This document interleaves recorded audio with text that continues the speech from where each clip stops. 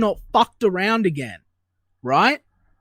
And what we're gonna just let people in, and they were polite, but but you guys don't know. Like I don't, Liam. I don't. Be glad you don't. That's why you're here. Let's exactly. It's ridiculous. I don't have time for games, ladies and gentlemen. I honestly do not. I have too much going on. I've taken a day here because it's election day, and we're gonna have a fun little. It's not stream. Your election day; it's our election day.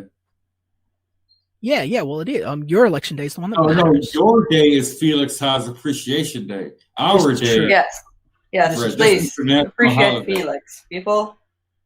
Give him some appreciation and shit. Or get their DTFO. Yes. Liam, I gotta get the heck out of here because I gotta go to work. See you later. If this is true, bring me Ethan Van Sciver. If this is what he said and it was not a joke, bring him to me. What are you talking about? Now. Who? EBS and Malin streamed with him for hours. It's clear to me that Nasser will return with open arms. Oh, you want to get Nasser in here or EVS? No, Ethan. Bring me Ethan and John. Bring them to me now. I'll be live all day. What are you talking about? Who are you? Orange Emperor? That's right. I'm the Orange Tyrant. Bring them to me. I'm online. I'll be online all day. They can tell it to my face. They can say it to my face. They can tell me I'm wrong to my face. Well, if this is what's going on. If this is what's going on, share the stream out. I'm waiting. I'll wait because I will not abide this. Got people saying if EVS shows up, I'll leave.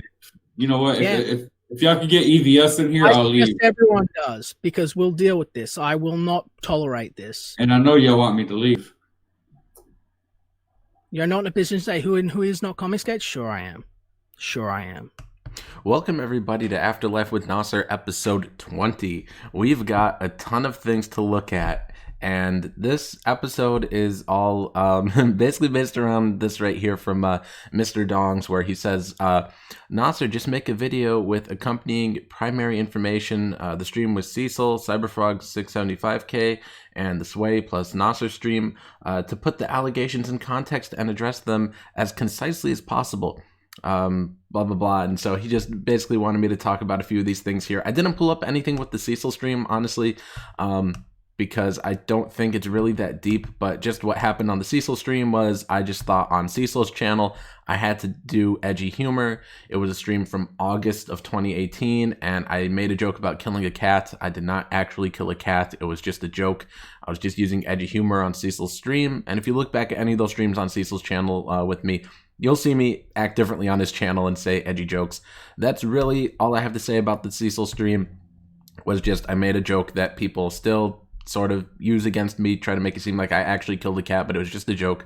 But I did pull up the Cyberfrog 675K stream and the Sway plus Nasser stream because Liam Gray has put out false accusation after false accusation about me for over 2 years now, trying to blame his own failures on me. And I just brought up a ton of screenshots. I brought up a few things that we could take a look at. But real quick before I do, I have to plug, of course, my book Asyle, written by me, drawn by Vic King. It's about a woman hunted by Dracula in an insane asylum. If you guys want to check us out, I'm premiering this because I can't stream because Liam Gray false flagged my channel. So this is a premiere. So there is a live chat though. So I'll be posting the link in the chat, but it's in the description. And here's our cover. Here's some of the pages here. We just revealed this art here, the Jim O'Reilly trading card. So if you guys want to grab our book, it's $10 and it's down in the description and in the premiere chat. Also, there's my friend Mike's books, Lone Star and Monster Hunt, if you guys want to check those out. But and I've also got my books on Amazon too. I haven't been plugging them as much because I have a campaign. But anyways, enough getting derailed.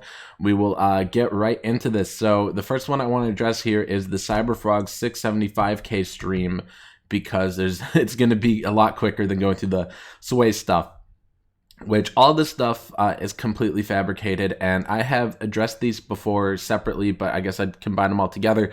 I did EFAP before the 675K stream, and I even included it here in this Old Farms post.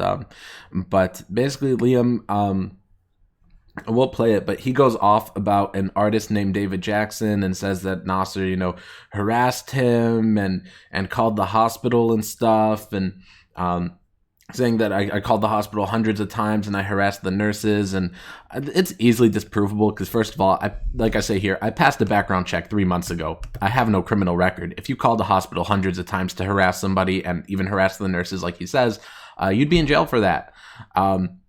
There's also a message here where me and David Jackson part ways. And again, I'll play, the stream here and give more context to some of this stuff. But here's even one of my last messages with David where he refunds my Kickstarter, which is pretty interesting because he still hasn't fulfilled it. It's been 2 or 3 years now and David still didn't fulfill it. But but he saw me talking about how it was unfulfilled and he got mad at me and refunded me. But he does say, congrats on your book. And this is from September 2018. And I'm pretty sure if I had done anything like Liam claims, where he says, oh no, David was getting foot surgery, Nasser called the hospital hundreds of times and with abusive messages and harassed the nurses, abused the nurses, like, I don't think he'd be congratulating me on that. But with all that to say, I mean, everything I sum up in this post here, we'll see. But it's just more dumb accusations of Liam saying like, oh, Nasser was blacklisting me from your channels. And you'll see Ethan and Malin and Cecil, the 3 main channels I used to be on, you will see them all be like, we don't know what you're talking about. When Liam's like, oh, you guys know how Nasser kept me off your channels, right? All 3 of them are going to be like, we've never heard of this. So you guys will see that now. Be useful once again. Okay, let me read some super chats here. They're coming in for Liam. Let's see. Then Dr. Ian Malcolm says, then why is Liam trying to stir shit? Dr. Ian Malcolm again says, Liam is trying to stir shit. Jake CB says, Liam believed in Comicsgate even when Nasser tried to shut him out back in the OG days. That is loyalty. What is this? Nasser tried to shut you out. Nasser sabotaged me for over a year, and I know that you guys know about it because he was talking about it all in the chats, running me down. We don't know. Stirring shit. Can I just say something to you, Liam? Right now is the first time I'm hearing about this. For real. Because it never happened, and you saw him say, we've never heard about this. What was he trying to do to you? And Liam's like, no, he was talking about it in your group chats. Nope. It never happened. It's completely fabricated. And he's a crazy person, and he's talking to him as if they're just going to believe his crazy people lies. Well, I mean, gosh, that could be a whole show. This is a whole thing. I will say, hold on one second. This is one thing about comic. I don't know about this. Shush when I'm talking. Sorry. Listen, this is one thing that people have to understand about Comicsgate. Like, everyone's experiencing Comicsgate and they think everyone's noticing, but they're not. Like, I don't know what's going on with you or Sketch Therapy or any of these other people. Whoever's mad at everyone, I don't know it. So Nasser trying to sabotage you is news to us. We did not know that. We were busy going, dude tried to fucking kill a cat? What the fuck? That's what we were doing with Nasser. So we didn't hear any of this. So we're happy to hear now.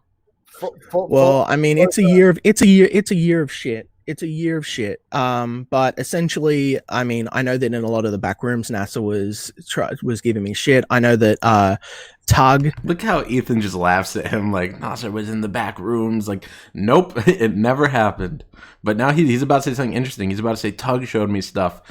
Tug, who lied and said Nasser made fun of my wife having a miscarriage, which never happened. Another thing that's completely fabricated. Tug getting Peter Gilmore not to work with me. Tug really has it out for me, I guess. And it's interesting. Liam brings up Tug saying, "Oh, Tug showed me stuff." I wonder what Tug showed him, but Liam never shows it. Has showed me a bunch of stuff. I know other people have showed me a bunch of stuff where he's like saying where Nasser's saying like, don't associate with Liam, he's crazy, he's anti-Comicsgate, all this other stuff. I know that he went to every single artist that I was working with, Why would he do this to you? Why would he do this to you? He did this to me. It's completely fabricated. Let's see what his reasoning is here of why I did this to him. But no, I did not go to every artist he was working with. That never happened. But let's see. Ethan says, why did he do this to you? Because my very first artist on Flint and Steel, David Jackson, who's since been, I fired him in the end. But my very first artist on Flint and Steel was someone that had quit working for Nasser. Nope, I fired David because David was not getting the work done. way back before he was Comicsgate. And what happened was Nasser got big in Comicsgate and then decided he was going to use that power to crush anyone that had ever said no to him. What? And so imagine he went around, he like called up the hospital that David was at. He left like hundreds of abusive messages while David was getting foot surgery there. You know, like on the public hospitals thing, he abused the nurses. He went to every single. I abused the nurses. This is completely fabricated. I would be in jail for this. I would be in jail. Post the proof, Liam. You can't, because there is none. Every single artist I work for going forward, saying that the only way that they're going to have access to Ethan's show was with him and not to have anything to do with me. He was the writer of Comicsgate.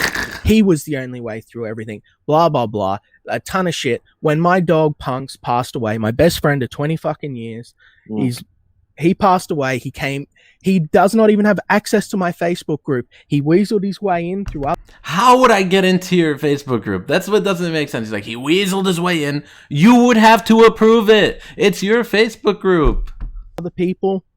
And he came in, and less than 3 hours after he had passed away, on the video that I put up for my best friend and for my brothers who do not live in the state, to show that I was going to bury Punks in the morning and he had passed, he spent like 15, 20 minutes trying to convince me to kill myself. Never happened. Post it. Post the proof. If you've got that proof, post it, because it never happened. And my best friend had to come in at like 3 a.m. or whenever it was and basically chase him off and tell him to fuck off, because he just would not stop otherwise. And there was this big like don't block Comicsgate thing, and I was a mess. So that happened. And then every single artist that I work for going forward, Nasser would message. He would say that I was a loser, a failure, I couldn't do anything. He'd go around saying, oh, Liam cried on stream. He would go around saying like basically, again, just the only way to get access to Comicsgate was through him. Complete lies. Because you thought I was a pussy, Ethan. He did all the shit. Liam, I had no thoughts about you. It was a year of shit. It was a year of shit. I hear you. I had no thought. I hope you don't believe that. If somebody said, "What do you think of Liam Gray?" I'd be like, "He's cool." I had no negative thoughts about you. It's weird how many people I see in the chat saying like, he's a pure psychopath, or I am shocked by this. Like, people just believe this. People just listen to this and believe. Well, Liam, like before Xenotype came out, he was doing a lot of push. That's all I know from you. I don't know anything connected to Nasser. I don't think of you and Nasser in the same thought. It's not for real. I don't know. Well, Thank you. But I mean that's because it was hard. It was hard because I couldn't find artists or stuff to work with me, because anytime I announced that I was working with anyone, along would come Nasser and lying. He is straight lying, Liam. Lie again, dude. Lie again. In a way, it was good, because a lot of the people that wanted work and that I was going to work with turned out to be complete fuckbags. And Llama Gigante says, make a video. It would be far more interesting than your show. Show the receipts and burn Nasser down, but there are none. That's why he never did a show. He has no receipts. I got receipts. We've got a whole big Kiwi Farms post here. I'm gonna go through them all real quick. Well, we'll finish EFAPing this one, and then we'll go through it. Bags that were like, and now I anti-Comicsgate, but still, it was difficult for like a year, where I'm like trying to go into production, and I couldn't find anyone that would. At least this dude in the chat believes me, saying Nasser was better than that. Hail Red Syrup. Whoever this dude is, he's the GOAT. At least this dude believes me. Rambling. Sorry, guys. No, it's okay, Liam. You're very emotional. What is that you're drinking? It's just water. You get excited. No, it's just water. I'm dehydrated still. I've been I have honestly been dehydrated a lot ever since the whole thing happened. Have you been dehydrated since you pretended it? Okay, yeah, I think that's the end of whatever mention of me they had on Ethan's stream here. But this is all completely fabricated, guys. I would be in jail for doing what he said, saying that I called up the hospital hundreds of times, leaving abusive messages and abusing, harassing the nurses, whatever. It's completely fabricated, and I mean, you guys could reach out and ask David Jackson yourself if you want. It's just completely fabricated. Like, this is my last time talking to him, or probably one of the last times. It's back in September 2018. when David, finally gave me my money back and then gave me my Kickstarter payment with it as well, just so we could part ways, because I had mentioned that his book wasn't fulfilled, that it was late. And then he says, and congrats on your book, by the way. It's like, this is not how you would talk to somebody that harassed you. Like, no, he would have gotten the police on me. There would have been repercussions for that. So no, it just absolutely never happened. It's completely fake, completely fabricated. And we do have this stream right here to go through. I have not gone through this stream. Let me actually give it a thumbs down. It's unlisted, probably because he incriminates himself for 2 hours saying Nasser did this, Nasser did that, and it never happened. I don't know if we'll play the entire 2 hours of this stream, but I do have the DMs I want to go through first. We've got this post here of DMs and stuff that I want to go through, and then we'll play the video. So we're going to get to the EFAP, but I'm going to go through these DMs first. Where I say, well, let me read the whole post. I say, okay, guys, I'm getting ready to record the Mr. Dong's request, where I go through Liam Gray's Nasser Ruined Sway stream and talk about Liam's lies. To make things easier when I do the video, and because you guys would probably like these, I've included in this post the screenshots I plan to use when going over the video. So we're going to start here with these three, which is Liam Gray has accused me of posting pictures of his dead dog on the Kiwi Farms, which never happened, completely fabricated. But this is where he's drawing it from. So these are 3 screenshots of DMs between Liam and the artist Joseph White, who were working together on the Sway campaign that got ruined by Liam. And so I've got these DMs here, and this is why he thinks I posted a picture of his dead dog, which I didn't. You will see the dog is very much alive in this picture. But so Liam says, forget the trailer. You're right. No amount of guts or passion is going to fix all of this. I am going to figure out how I can fix as many of these as I can, but you're better off turning on me and letting everyone know very loudly that this is my fault. I will not deny it. You can say I manipulated you and you didn't realize I was going to be such a loser. I'm also willing to surrender full ownership of the project and script to you if you want to take it to another Comicsgate writer, have them improve it, and release it without my involvement. There are a number of people currently that would go nuts to work with you. I need to take a business course and try to do this again later, if that is even possible. I'm going to be leaving the community and try to improve so that the next time I launch, this is handled better. From now on, I am not going to be interacting at all online on video without cue cards and notes. That's the first thing. He says, I'll understand if you hate me and want nothing more to do with me, but I hope you know that I was determined to make this work. I am, let's see, there it is. I am sincerely grateful I got to know you, and I'm sorry I failed you. And then he says, alternatively, if you are willing to take down the campaign and launch it later when we are better prepared, I'd be happy to do it while I spend the next couple of weeks addressing the issues on the cons list, resolving them. The ultimate choice is in your hands, but I'm sincerely sorry I let you down. And then he says, everything happens for a reason. He's gone. And this is, when I first posted these DMs, I only posted these first 2. So you could see like 1/10 of the picture right here. But if we go to the third one, this dog is very much alive. Let me zoom in for you. It's very much alive, chilling by its food bowl. It's alive.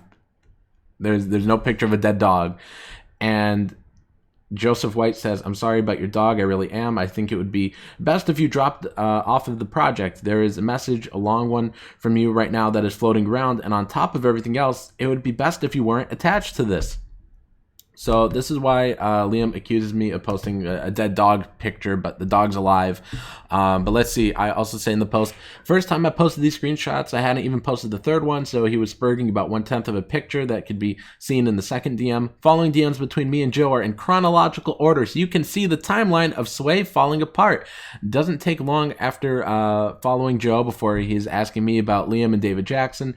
There's a couple other DMs between these first 2 screenshots, but those are about a CG mashup piece he was drawing and asked me for a character to include. So these are these 2 DMs here where Joe says, I do have some questions for you about Liam. And I say, okay, go on. And he says, he said the 2 of you got into a tiff or something. He is helping me write the rest of my book. Is there anything I should be worried about?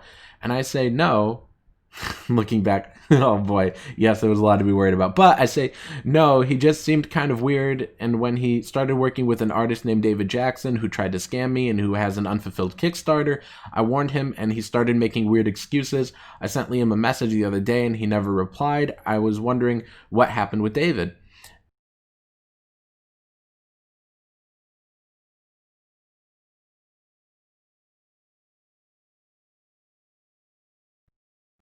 on. As far as I know, David fulfilled his pages as of a few days ago. And I just say, oh, okay. And then here's the second screenshot where he says, thanks. After you back to work, let me know if I can come on to your stream sometime. Thanks for everything. And I say, yeah, I'll get you on sometime. But also, I don't want to bring David into Comicsgate. Liam said he didn't have money to pay a different artist, yet he sends super chats all the time. And then there's a Hangouts link from when I had him on my stream. But, I was just telling him about, like, the context here is just that David's, he's anti-CG and he's a scammer. I didn't want, Liam to bring him into CG. That's why I was asking if he was still working with him, but I never stopped any book from happening. But let's see. So eventually I asked out of curiosity about Liam and David. This is a few days later. Actually, a couple weeks later, I think, this one right here is from September 14th. And right here we cut to September 28th. So a couple weeks later, I say, so is Liam still working with David? And Joseph says, as far as I know, he dropped David a few days ago. And I said, oh, okay. I was just wondering because I do not want David in here. And Joe says, well, what do you mean? And I say, I did not want David in Comicsgate because he's an a-hole, scammer, never gets work done, and he's SJW. And Joe says, yeah, a few people and myself know that about him. He wasn't getting anything done with Liam, and we think it was because of Liam being a part of Comicsgate, so we encouraged him to drop David. And I said, did he get a refund? And Joe says, David finished line art on the ash can, but the rest of the comic that hasn't been put into the production, David was removed from. So that's that regarding David, I guess. And then, let's see. So then this next screenshot is about vague talks about working together in the future when done with the Liam project, but eventually Joe wasn't interested in my script. He wanted to work together, but after he would read my script and I'd want to discuss it, he got every detail and plot point wrong, as if he had only skimmed the script and didn't even pay attention. And I knew he wasn't going to be good to work with. So after a while, I dropped the idea of working together.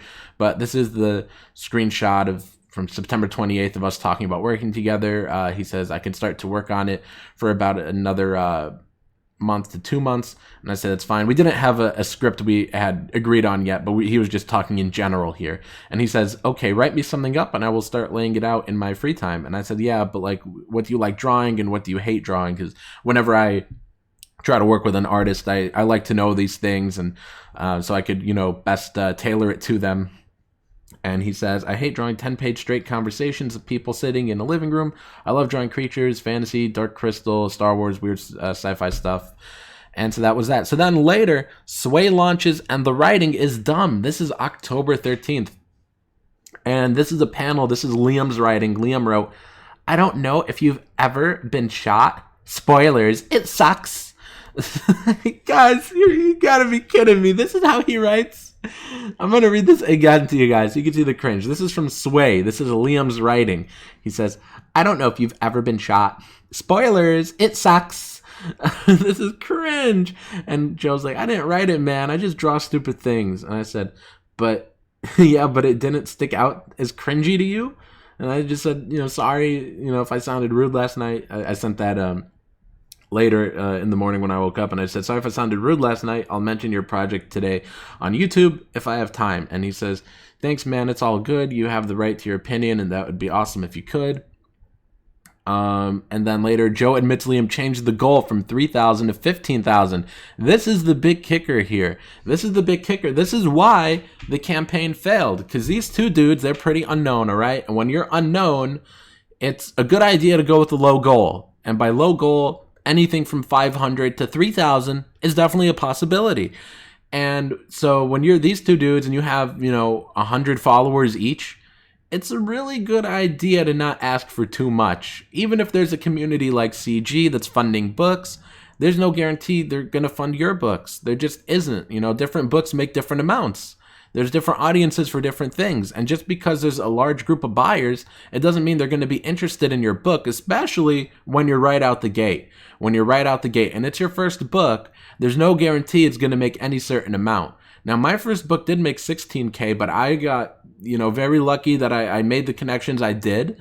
I got very lucky. I had so much help from Ethan and Malin and Mike and everybody else that helped to promote me and everybody that backed me. And me and Sean owe you guys a lot. And thank you guys so much for that, for Stardust, everyone that funded us, especially because that was me right out the gate. Sean already had a few books under his belt, but that was me just right out the gate.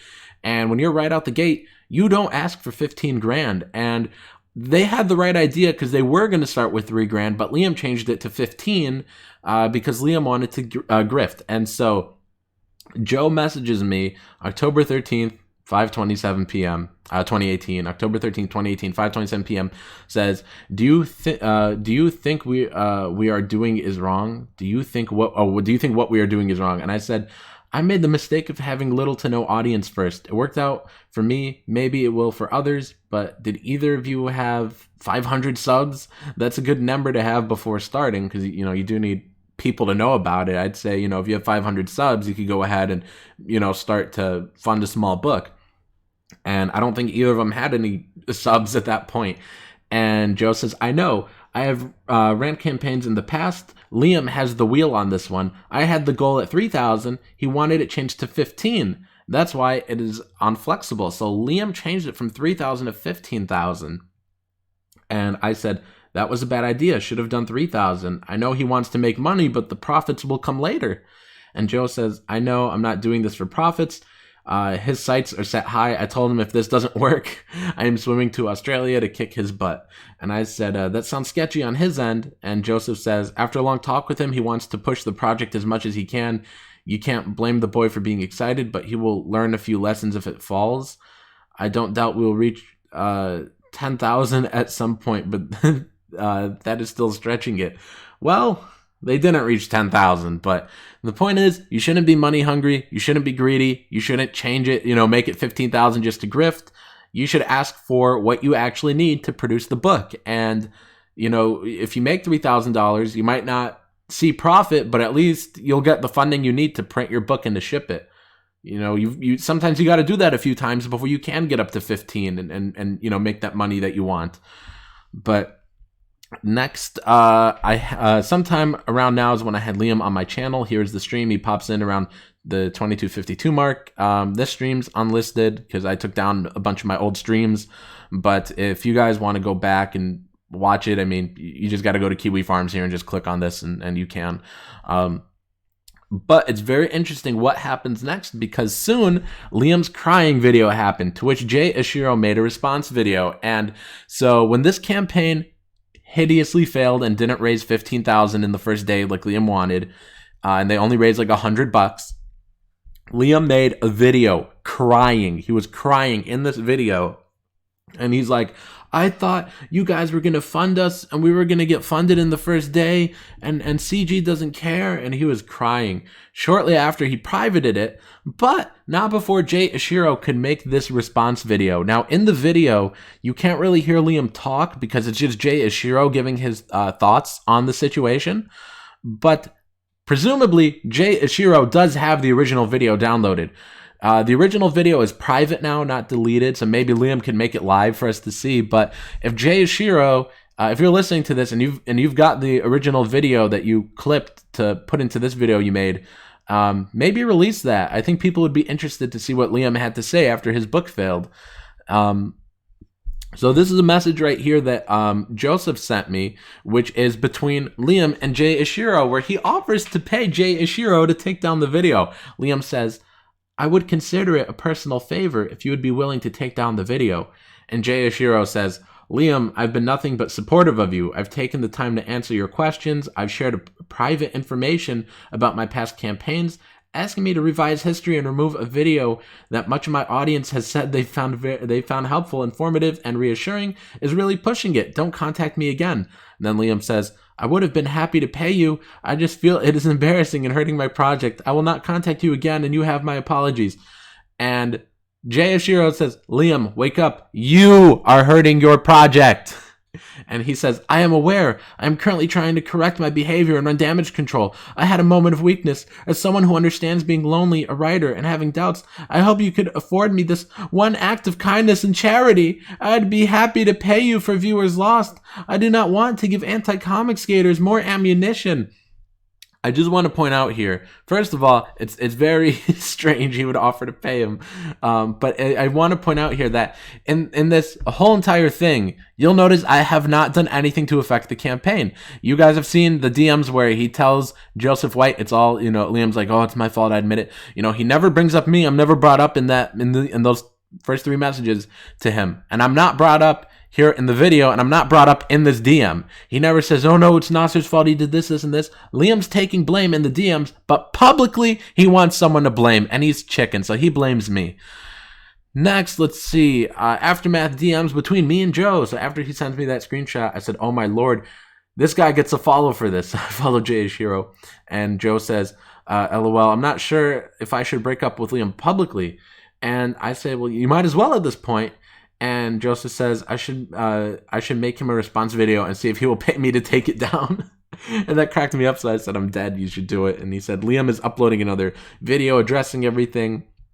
I don't remember that second video, if anything happened with that. And then in Ben Hennessy's group chat for Livestream Hangouts link, Liam sent this, which it's really long, so I'm not going to read it all, but it just says, like, the last week have been difficult. And if you guys want to read this, by the way, just go to the farms. And he says, I've made a business decision which inadvertently led to a misunderstanding that hurt a friend, blah, blah, blah, dog died, blah, blah, blah. And I'm leaving the community, and I'll be removed from Sway, and I'm not going to make it a mail-in show, and CG, blah, blah, blah. And it's just a really long message, and it kind of meanders, but if you guys want to read it, you can.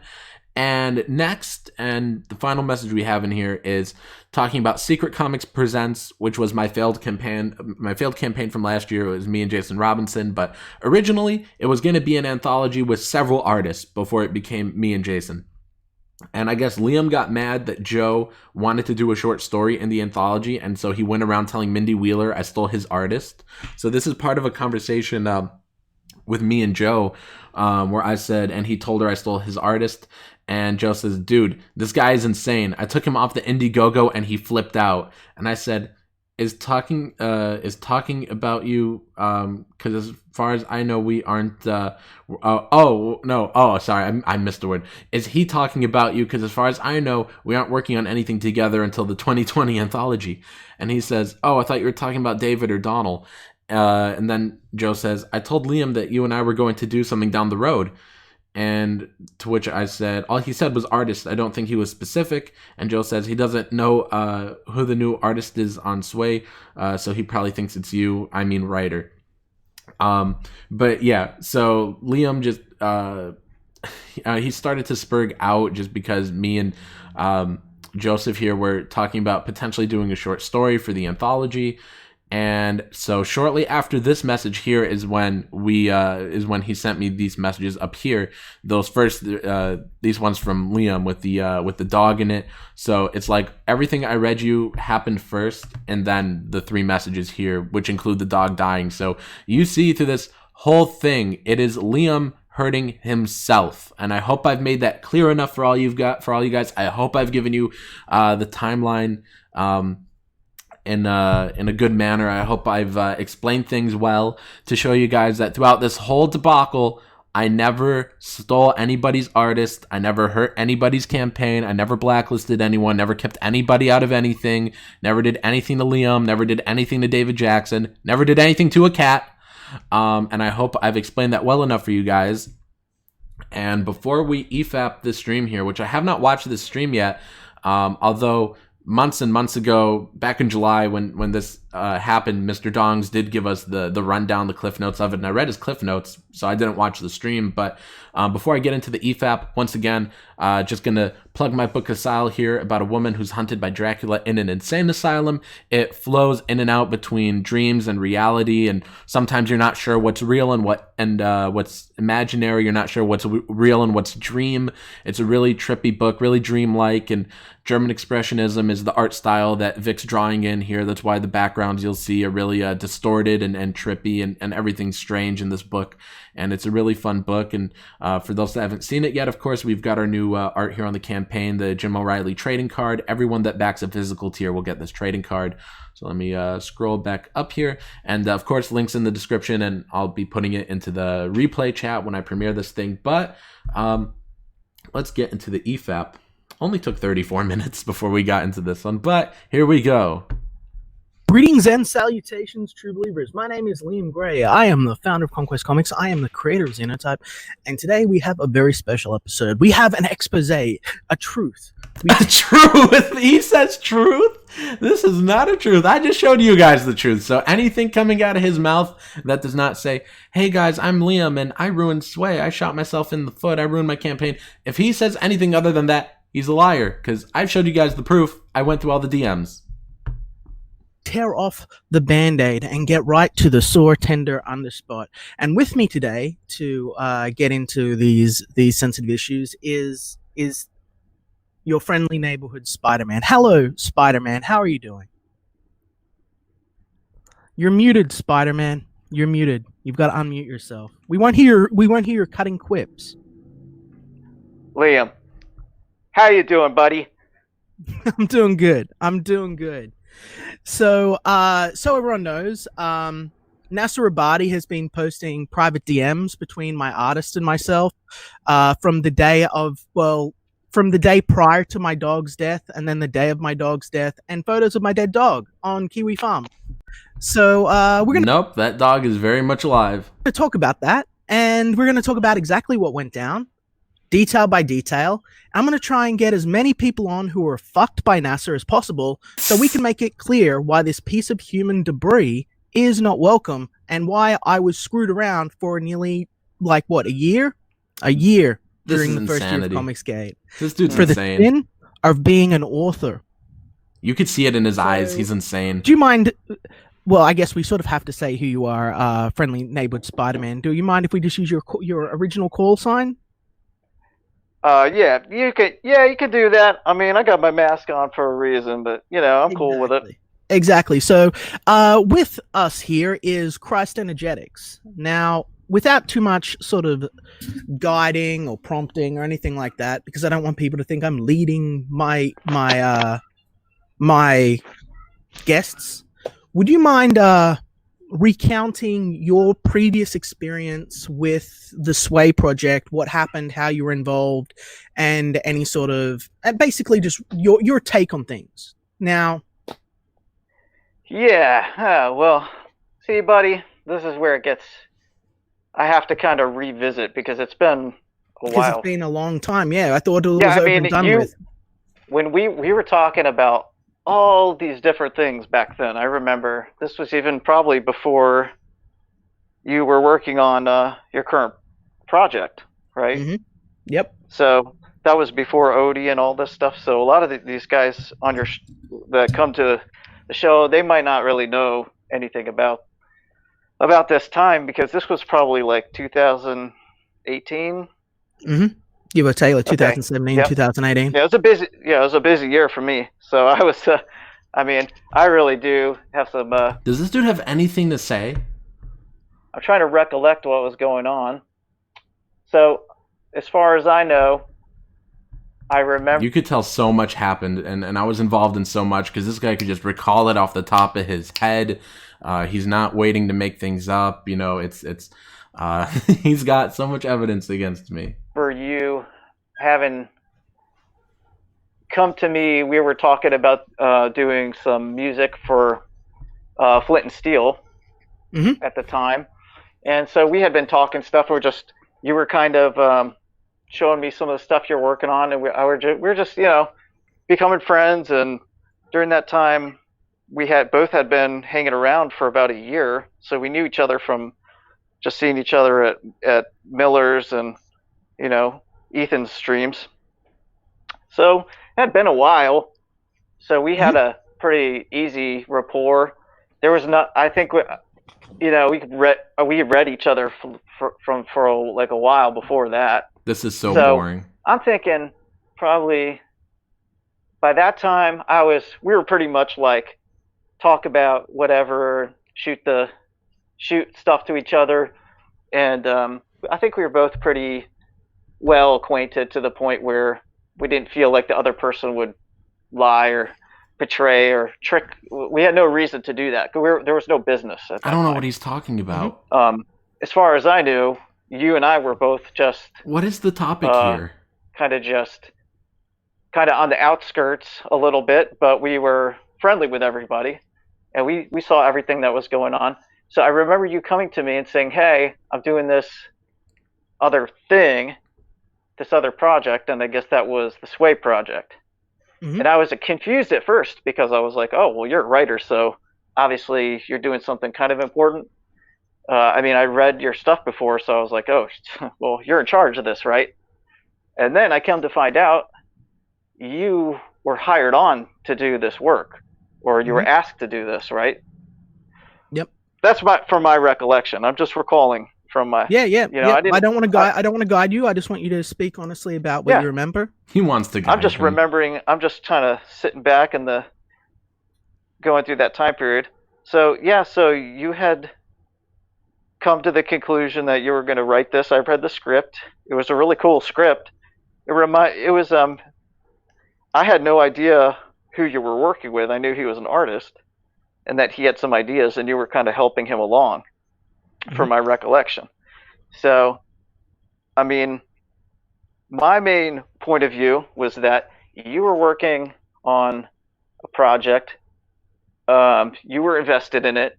Emotional, like, I wouldn't start emotionally, but you were, as a someone who wanted to help someone do something that was good, normally something friends would do, work together. So it was friendly, like in a neighborly kind of way. My whole point is that there was definitely some inference that this was going to be a full-fledged project. And people say I'm awful at streaming. Have you ever tried to listen to this dude right here in the Spider-Man mask? He is just awful. 9 minutes have gone by and he hasn't gotten to the point. That it was going to come out, and you asked if I should talk to the guy who was running the project, or who his original idea it was, to do music or a trailer. And I said, I'm up for this. I can do promotion. I had done the Lone Star song for Mike Miller, which that's a whole other story. But what can you do? Yeah. So, get to the point, dude. It is what it is. Are either of them going to get to the point? Back a silo, you guys. I'm trying to really get down to the nitty gritty of this because I don't want to put words in your mouth either. The link's in the printer chat. Just say whatever. Just say whatever you want to say, and I'll correct things from my point of view. I'm not going to name any names, but from what I remember, not long before that, a whole bunch of stuff went down with the Wheelers. Let's just say that. And let's say the National Aeronautic and Space Adventurers. Do you know what I mean? I'm trying to work this in here. Yeah. Gosh, I only have so many hours in the day I can think. Yep. But you know what I'm saying. You understand. You're a writer. You have to think all the time. It drives you nuts. You have to try to remember all this stuff. So I don't go back and read this stuff. I'll tell you why. Because I'm so busy looking at all this stuff online right now that's going on, and it's crazy. So for me personally, I dipped out for a while and this was one of those things that caused me to dip out over time, and it's unfortunate, but there's nothing you can do because I don't think it was I certainly don't blame you. You're the last person I blame because you were the one who was like really digging, wanted to make this thing happen. Liam's the last person you blame. So anyway, I put some hours into this project. I talked to the guy over the phone, and he said, oh, sure, I'll pay you, blah, blah, blah. He was just talking it up. He was just like blowing smoke. I should have known. He was way too loose about the whole thing. And but he was very, cordial and stuff. He was should have known what? Really like, oh, it's cool. Everything's going to be awesome. And I kind of had this sneaking suspicion.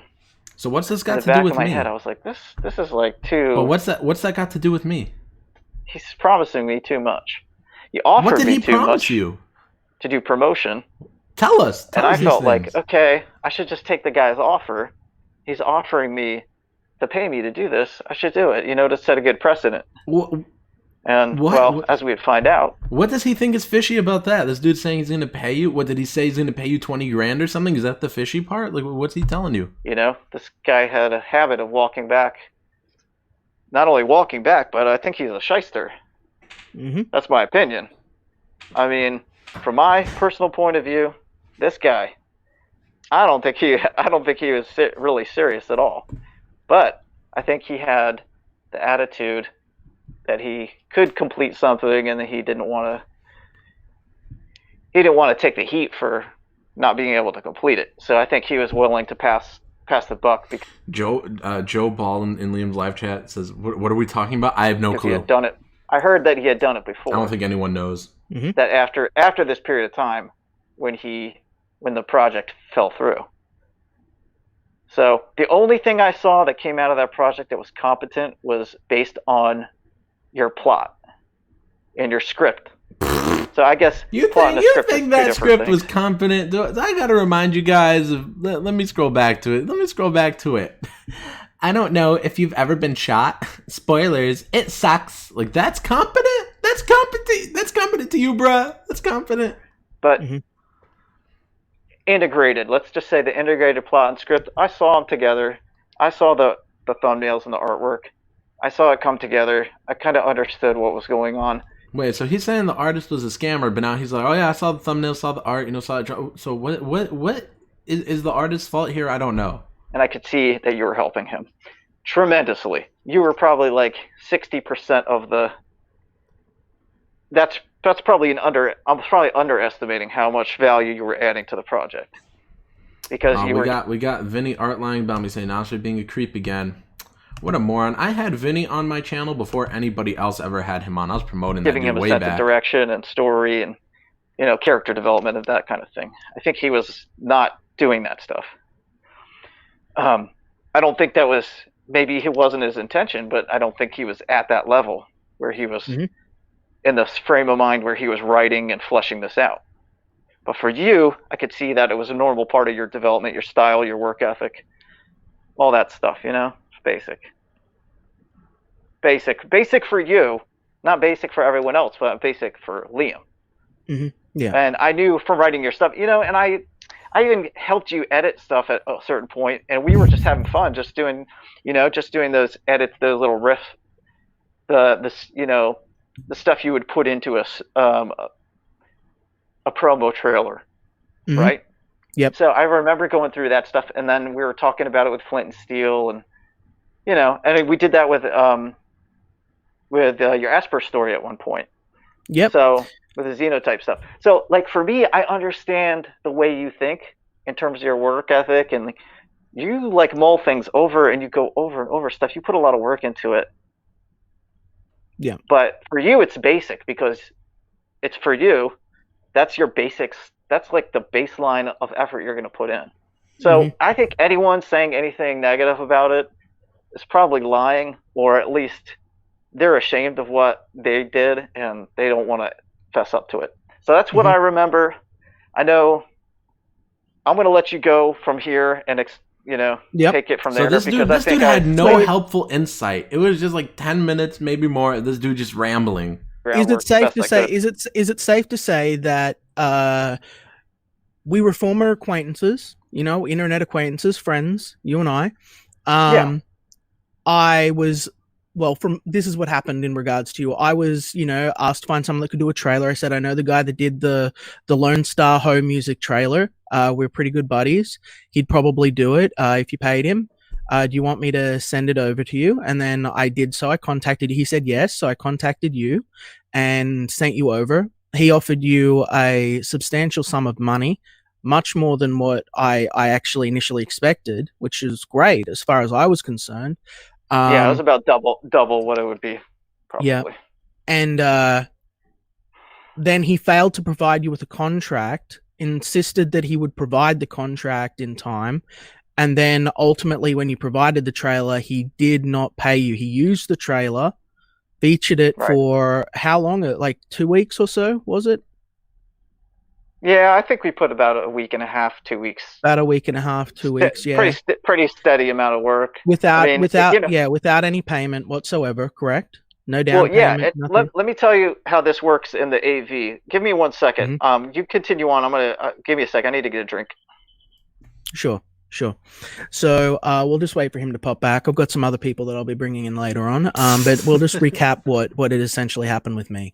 So I had met Joseph White during the early days of Comicsgate while he was doing a Zack-style car video drawing inside his car. He was trying to get attention. He'd been trying to get attention for some time, and no one had really noticed him.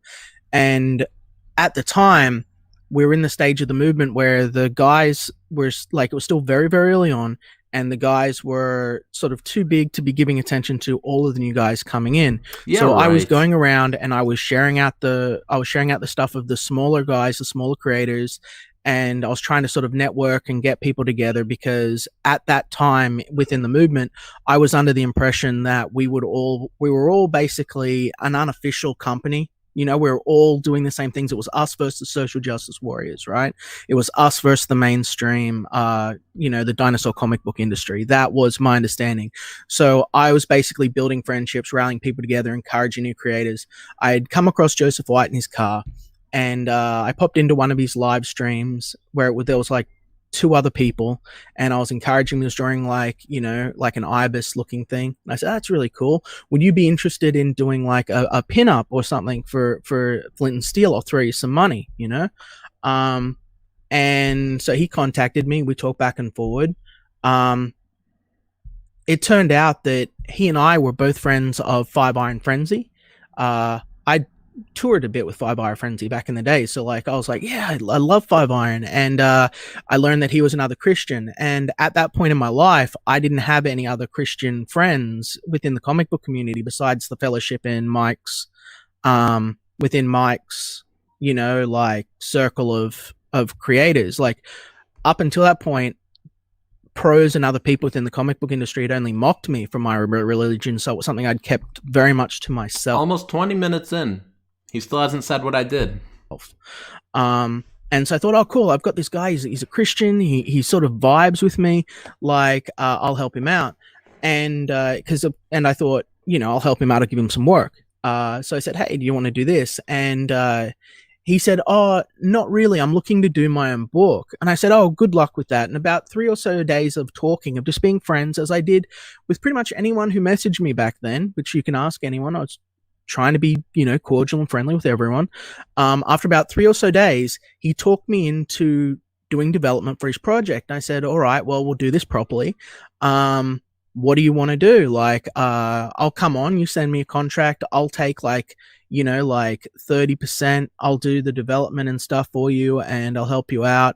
And then we'll sort of promote this as sort of a buddy team, like we're buddies, and, we're good friends because we're hanging out every day. We're hanging out, talking every day. And I thought this is really exciting. Imagine actually talking to Liam every day. This is what Comicsgate was meant to be, just friends making comic books, and of course the contract never came. It was always, oh, I'll get it to, I'm busy. I've got to play Dungeons and Dragons with my son. I've got to do this. I've got to do this. It'll come. And at that point in time, I was naive enough to think, oh, it's okay. Yeah, sure. Yeah, we'll do this. I'm still thinking we're grassroots. I'm still thinking we're sort of trying to push our way up, right? So I'm like, yeah, no dramas. Don't worry about it. Now, this is the reason I tell everyone, always get a contract. Okay, always get a contract. So, and that's something I would, if it was any other point, I would have. But I just thought, this is a small guy with a tremendous amount of talent. Like, Joseph might have been a bit shady, but at the time I didn't know that, and his art was reasonable, and he was producing it pretty regularly. So I was like, all right, so they're talking about Joe here. So what's this got to do with me? Why is he saying I'm the one that interfered with this campaign? Great, he's got a decent speed. He can do this book. So we got together. We had a big talk about. It took about a day about what he wanted to do, and so he wanted me to incorporate like a bunch of really crazy things into the story, and things like, he wanted it to be about this young girl, which, as I'm sure you would have guessed, I was a little resistant to, because I was like, that's not really what I want to do. I don't want my stuff to sound like Buffy. And there's a chance that if people put my work next to stuff that Joss Whedon had done, it might look a little familiar. So I didn't want to do a female I didn't want to do like a female lead character, and I didn't want to go down that same sort of sarcastic tone. Okay, he wanted it to be post-apocalyptic. Did you say he didn't want to do the sarcastic tone, the cringy Whedon stuff? How many times I gotta remind you guys of this panel? I don't know if you've ever been shot. Spoilers. It sucks. Like, what? He wanted it to be like a courier. And he wanted to have penguin people, but he also wanted it to be dark science fiction like the Alien films. And he wanted it to include stuff from the book of Enoch. And I was like, this is a lot, for a 48-page book. These are a lot of really wild and crazy themes. And he was really big on flat Earth, right? So he wanted flat Earth. And so I've got like UFOs, flat Earth, penguin people, and I've got to play this off like it's a serious science fiction story. So I'm sitting there thinking like, okay, so I've got all these components, right? One second, Henry of Ghost. I'm talking right now about the Sway project, and we'll be getting into NASA's involvement soon. Okay. Just stick with me. Yeah, exactly, Mr. White.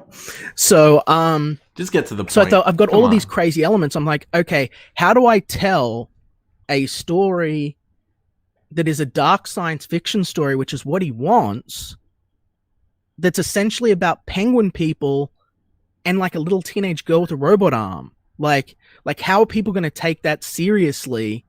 What the fuck am I supposed to do here? So, especially when I start including biblical references and the Nephilim and all this other, I'm like, what do I do? Like the Book of Enoch had a bunch of crazy stuff, and I had to read the whole Book of Enoch for him. I was like, okay, like, all right, I'll figure it out. So I put together like a 3-book plan, a 3-book arc. I love how confused his chat is. They keep asking, who are you talking to? And I sort of charted it all out. And essentially, the idea that I had was it was going to go down the path of Commandi, by Jack Kirby. In fact, so much so that if you're as bored of Liam and whoever this dude is as I am, please back Asile. Links in the description as well as the premiere chat. I wanted to mirror the sort of 1970s tone and tenor of his writing a little bit, so that we could essentially have an almost Planet of the Apes style scenario. The idea was going to be that this young girl had been frozen. That was his idea, not mine. This young girl had been frozen and got woke up in the future, and she was going to be the last soul on Earth, in a world that was inhabited by soulless mutants, essentially, that have hyper-evolved in the extinction of mankind. Again, so there were sort of nations of animals that were all warring at each other with different ideologies, again, like in Commandi a bit.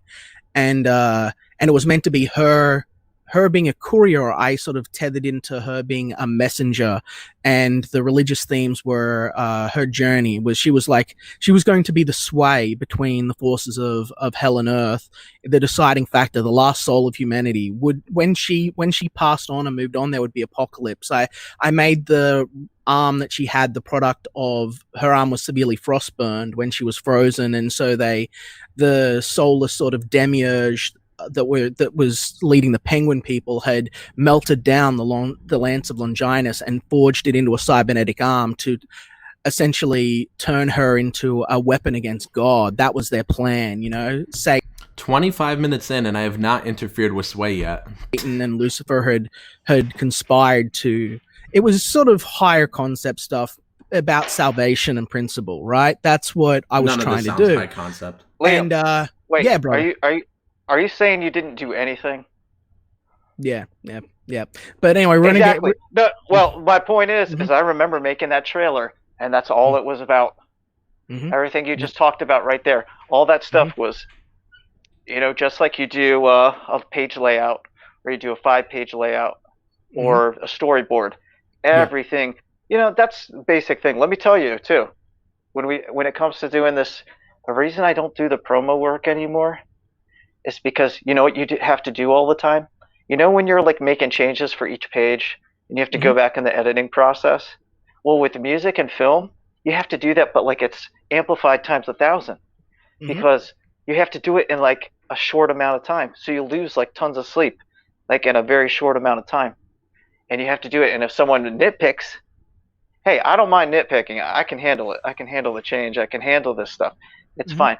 Like, I'll even go as far as saying we worked together on something else, and it didn't come together as the right way, and we were just like, you know what, let's just leave it, and you guys do it a different way.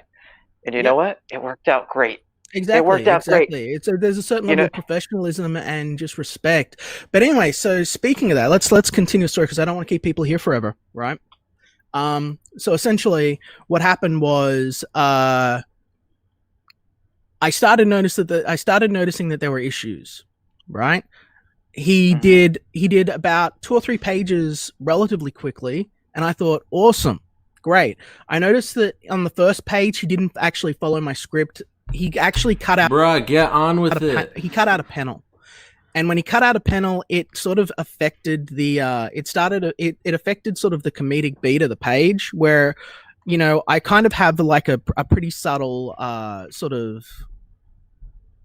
I don't know. I wanted it to be a comedy of errors. I wanted to showcase a little bit about humanity. So I wanted to have it that she wasn't a Mary Sue. So I had sort of a bit of a fumble and stuff. And first thing I noticed was he cut that out, right? And I was like, okay, fair enough. That happens sometimes, but I did notice it impacted a little bit of what I was trying to go for on the first page. Like, I noticed that I started to basically get gaslit. Right, like when I started, it just sounds like they didn't work well together. Started to showcase the art and everything like that. People started coming at me, going like, "Oh, this is cringe. This blah blah blah blah blah," and I couldn't really pitch very well. It's still not something that I'm good at. I can put it all down on like a document, and I can explain like if I'm sitting there in private what something's going to be. But it was something I really struggled with at the time.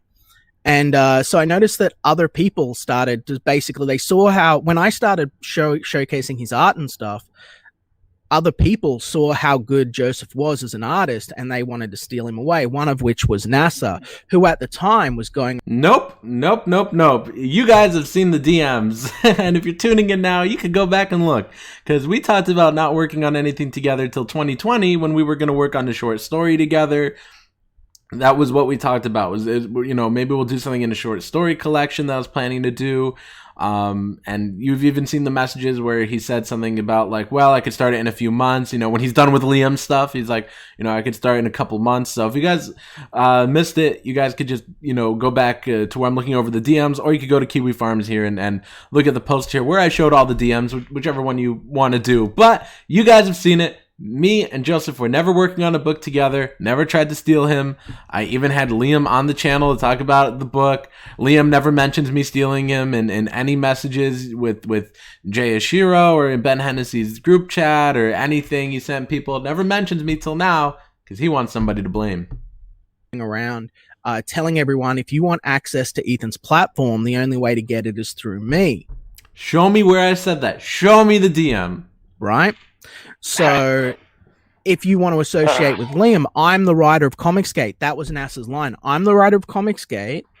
Show if me you where want to I get said onto that. Ethan's show, you've got to go through me. Bro, lie Liam's again. not going to get you anywhere. So he's going around. He said this to a few of my different artists. Lie again. One of my colorists at the time as well. Like every time he would find out that someone was Did he just say I said this to a colorist as well? What do I always tell you guys? I like black and white comics. I have no desire to make a color comic. With me, he would go to them and tell them not to work with me, not to associate with me. Show me where. Where'd I say? Where? Oh my goodness! I showed you guys where he said, you know, should I be worried about Liam? You know, like right here, like, oh, is there anything I should be worried about? I said no. It just seemed kind of weird. And when he started working with David, blah blah, and you know, and he was making weird excuses.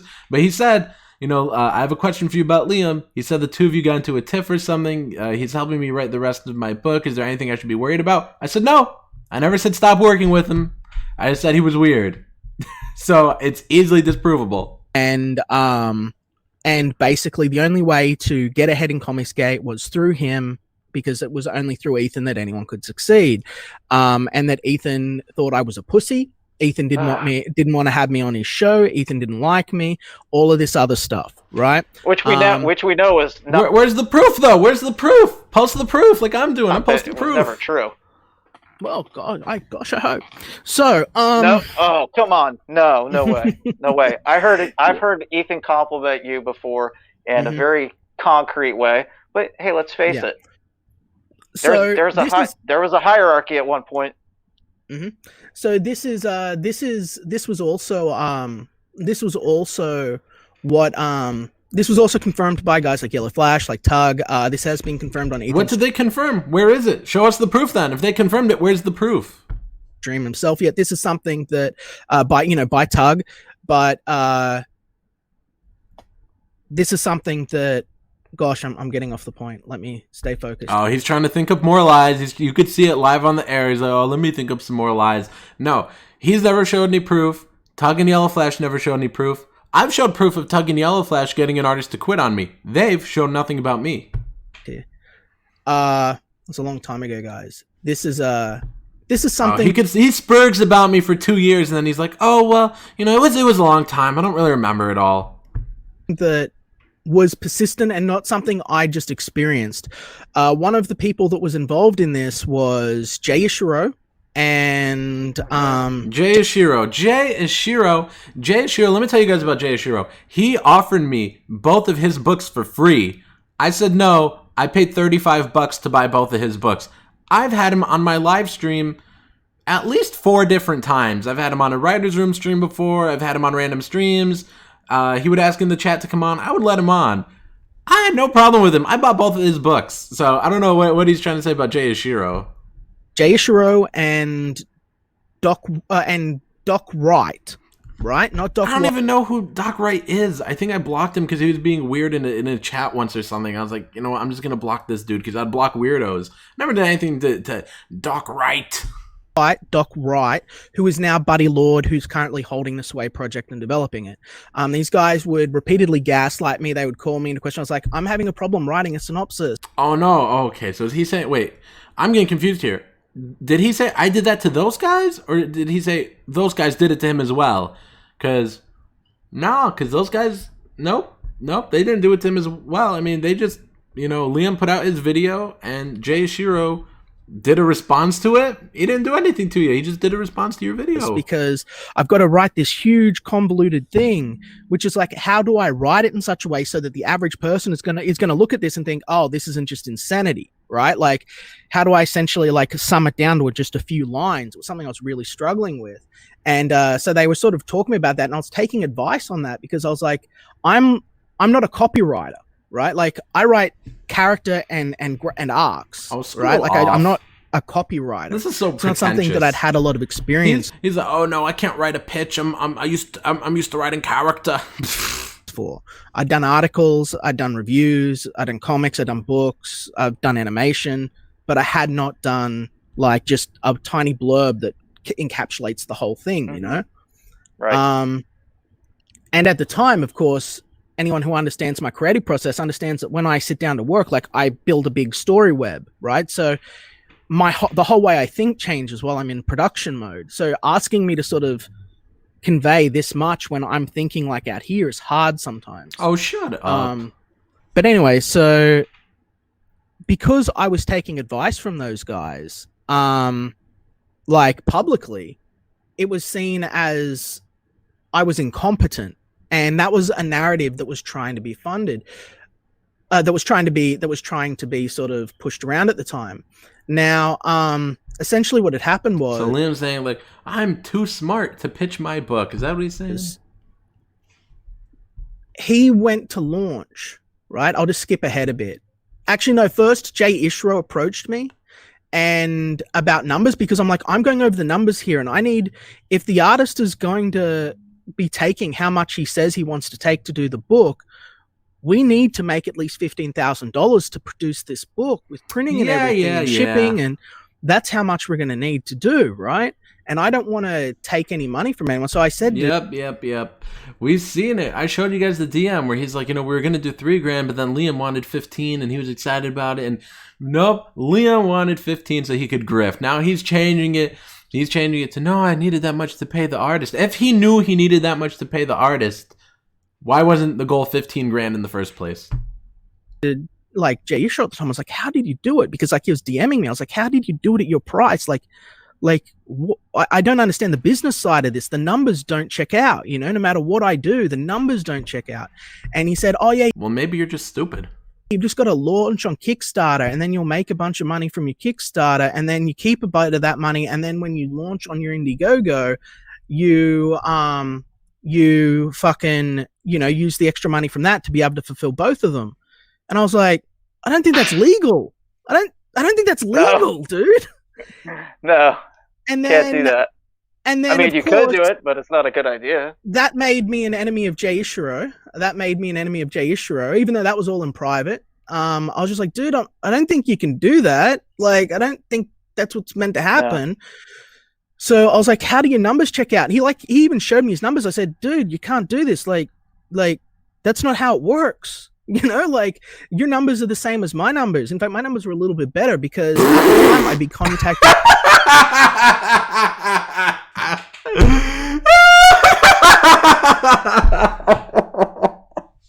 Oh, boy. By George Peter Gatsis, who will confirm this, I'm sure, who for introducing him to sort of Comicsgate at the time, because he was just sort of an indie guy with an indie spirit.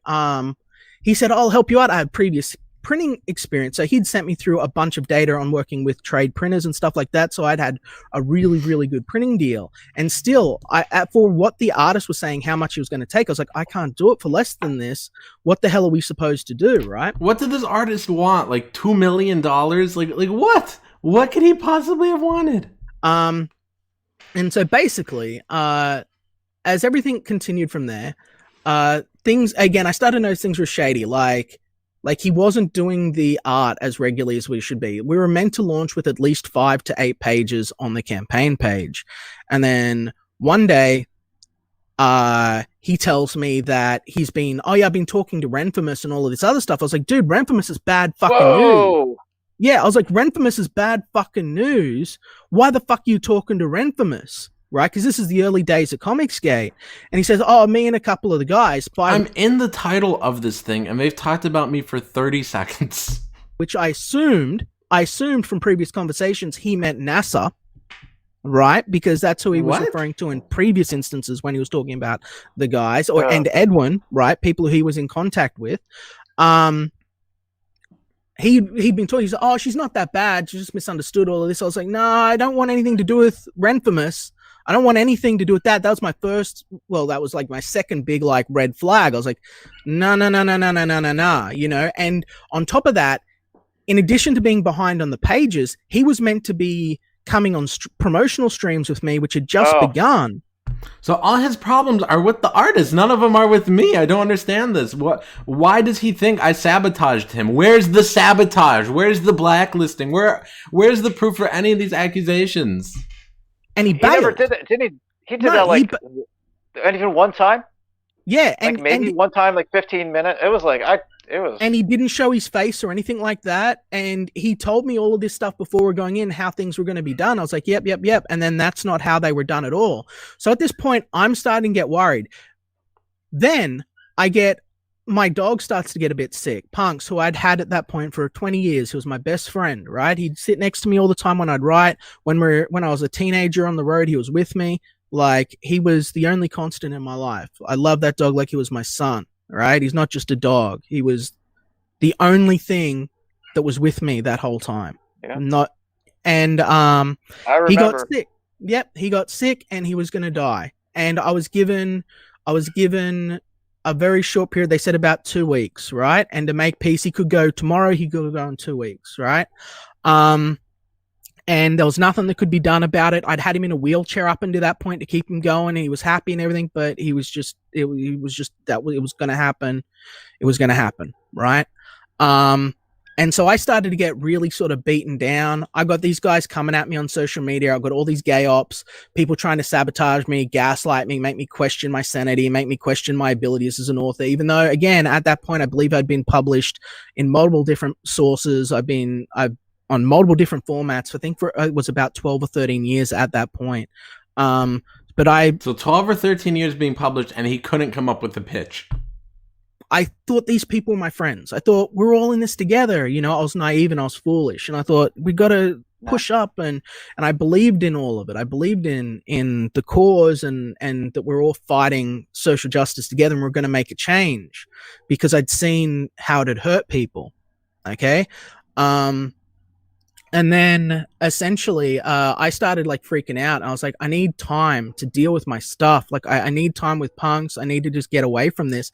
And he's not coming on me with shows, and I'm choking on shows because I'm like, nothing's going the way that I planned it to, and I don't have. So basically, what I did was I possessed the artist and caused the artist not to draw, and then I turned myself into a disease, killed his dog, and this is how I sabotaged the campaign.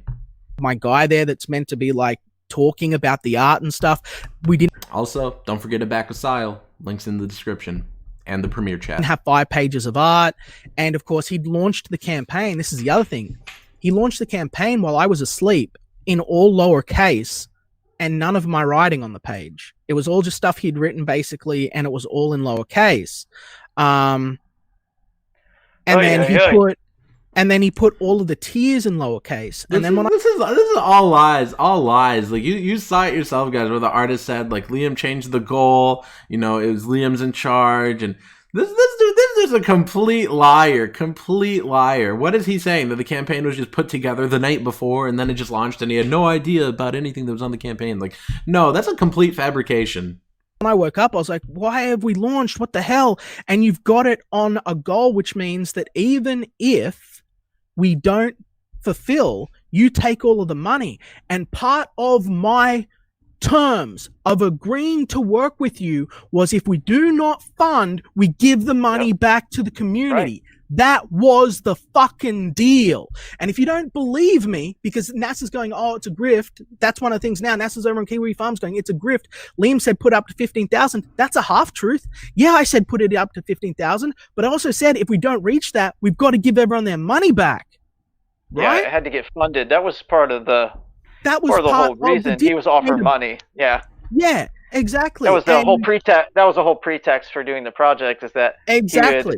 He's like, we can hit that, and then everyone will get paid. And I don't know. I don't believe that. I don't believe that one bit. If they knew that they had no names and they were going in to make this little indie book, like, no, I don't think the artist is going to be demanding, like, no, we need to make all these thousands. Like, no, Liam's the one that changed the goal. I've showed the DMs. That's fine. And then, yeah, he didn't even. Yep. And then I find out that he, on top of all of this, so it's like the last week of Punk being alive. I'm depressed. I'm trying to do streams. I'm not confident on streams. I'm just getting dragged through the mud by guys like Nasser, Thunderoo, and all of these guys.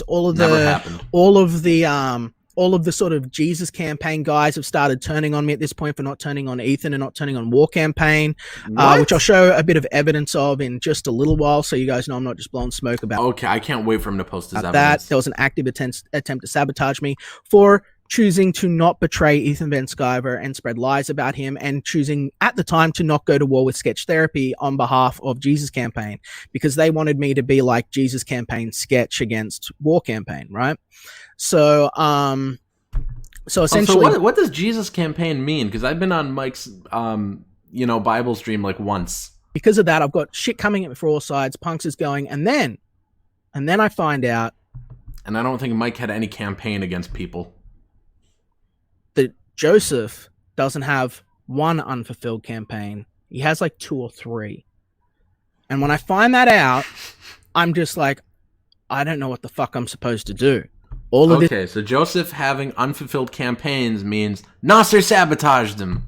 This is on me. He's like hiding low, and I'm like, he's going to take off with all of the money. This is what I'm thinking. Honest to God, I'm thinking he's going to take off with all the money because I wasn't running that Indiegogo page and I didn't have access to it.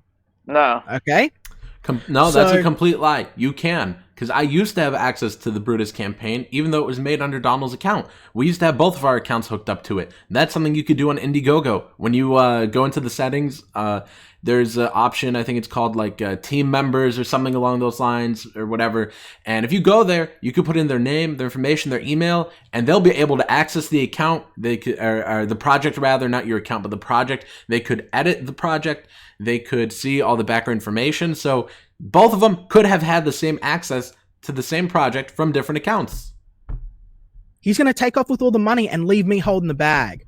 That's what I thought was going to happen. So right now I know he's working with Anti-Comic. Well, he's not working. He's associating with Anti-Comicsgate. He's conspiring with Nasser and other creators to turn ship on me. And I'm thinking, and I've never conspired with anybody. My dog's gonna die, and I'm like at my limit. Like, I'm at my limit. I can't keep doing this shit. I was like, I need a break, right? I'm getting like 4 or 5 hours sleep a night. It wasn't a good place for me. And I was like, I need a break from the internet. So I made a video saying, I can't do this. We didn't fund as well as I thought. We only got about $3,000 in the first day, which is pretty good by today's standards. But I was like, we only did like this. I'm not ready to do this. So he made a video crying that they got their original goal of $3,000. First of all, I don't remember it being $3,000. I thought it was like $100. But he was completely crying because he's like, I thought you guys were gonna fund us and we were gonna get $15,000 in the first day because I'm Liam and I'm owed this. I'm entitled. This because and the other and I really hope he makes that video public, because right now it's private. If you go to Jay Ashiro's video, he has the link in the description to Liam's video, but when you click on it, it says private. So I hope Liam makes it public. thing, just so you guys know, he was ringing me, and you can ask my missus about this too. I'll bring her on later, and she can tell you guys what happened. I was getting calls from him every single day, right? Where he was screaming at the top of his lungs at me, screaming abuse at me so loud that my missus, who was standing on the other side of the yard, could hear it coming out of my phone because I could not sell 10 copies of my book per day. He said, we should be at least be able to send 10 copies per day, Liam. You're fucking this up. You're fucking everything up. Why can't we sell at least 10 pages? Meanwhile, we only have a handful of sample pages that were not finished. He is not finishing new pages. He's not strictly following the script. And so the samples weren't finished? I mean, looked like it to me from when we... I mean, that's pencil, ink, and color and letter. I don't know if you've ever been shot. Spoilers, it sucks. He's not showing up to promote. Not to mention, in that very last week, he fires our colorist. He hasn't paid Christ Energetics at all. He hasn't paid me. He has not provided me with the contract that he was meant to provide me with. I don't know if everything he's saying about this artist is true, and it's unfortunate if they had a falling out, if they didn't work together. But why is he blaming me? I don't understand. Look, we're 41 minutes and 35 seconds in, and he's like, this is about Nasser, and he ruined my campaign, he screwed with it, he interfered with it, I'm going to show the proof, he's trying to steal my artist. And he spent almost an hour so far. He spent 41 minutes, 35 seconds so far, just ranting about how awful the artist Joseph White was to work with. So where do I come into this? Why is my name in the title here? And everything looks like a complete shit show. So at this point, I decide this guy's meant to be my friend, and I'm still being a naive Christian idiot. And I'm going like, oh, he's my brother in Christ. He's my friend. I just probably don't understand the circumstances. I know that it's hard for him because he's a single dad, and like, maybe he just needs a bit of a hand, you know, like, I don't want to like ruin our friendship, but I don't want this to hurt Flint and Steel, you know, like, because Flint and Steel was like my book, you know what I mean? And I had big plans for that. I was like, now people are like saying shit like, what do I do? So I'm in the middle of these fucking ops and this bullshit. NASA's every single day. Anytime I make a new friend or anything, NASA's in their DMs. If NASA show the proof. Me talking to anyone on social media, he's in their DMs telling them that Ethan hates me, that, you know, I'm an idiot, I'm a moron. Show the proof. I mean, here, look, when he says, you know, do I got anything to worry about?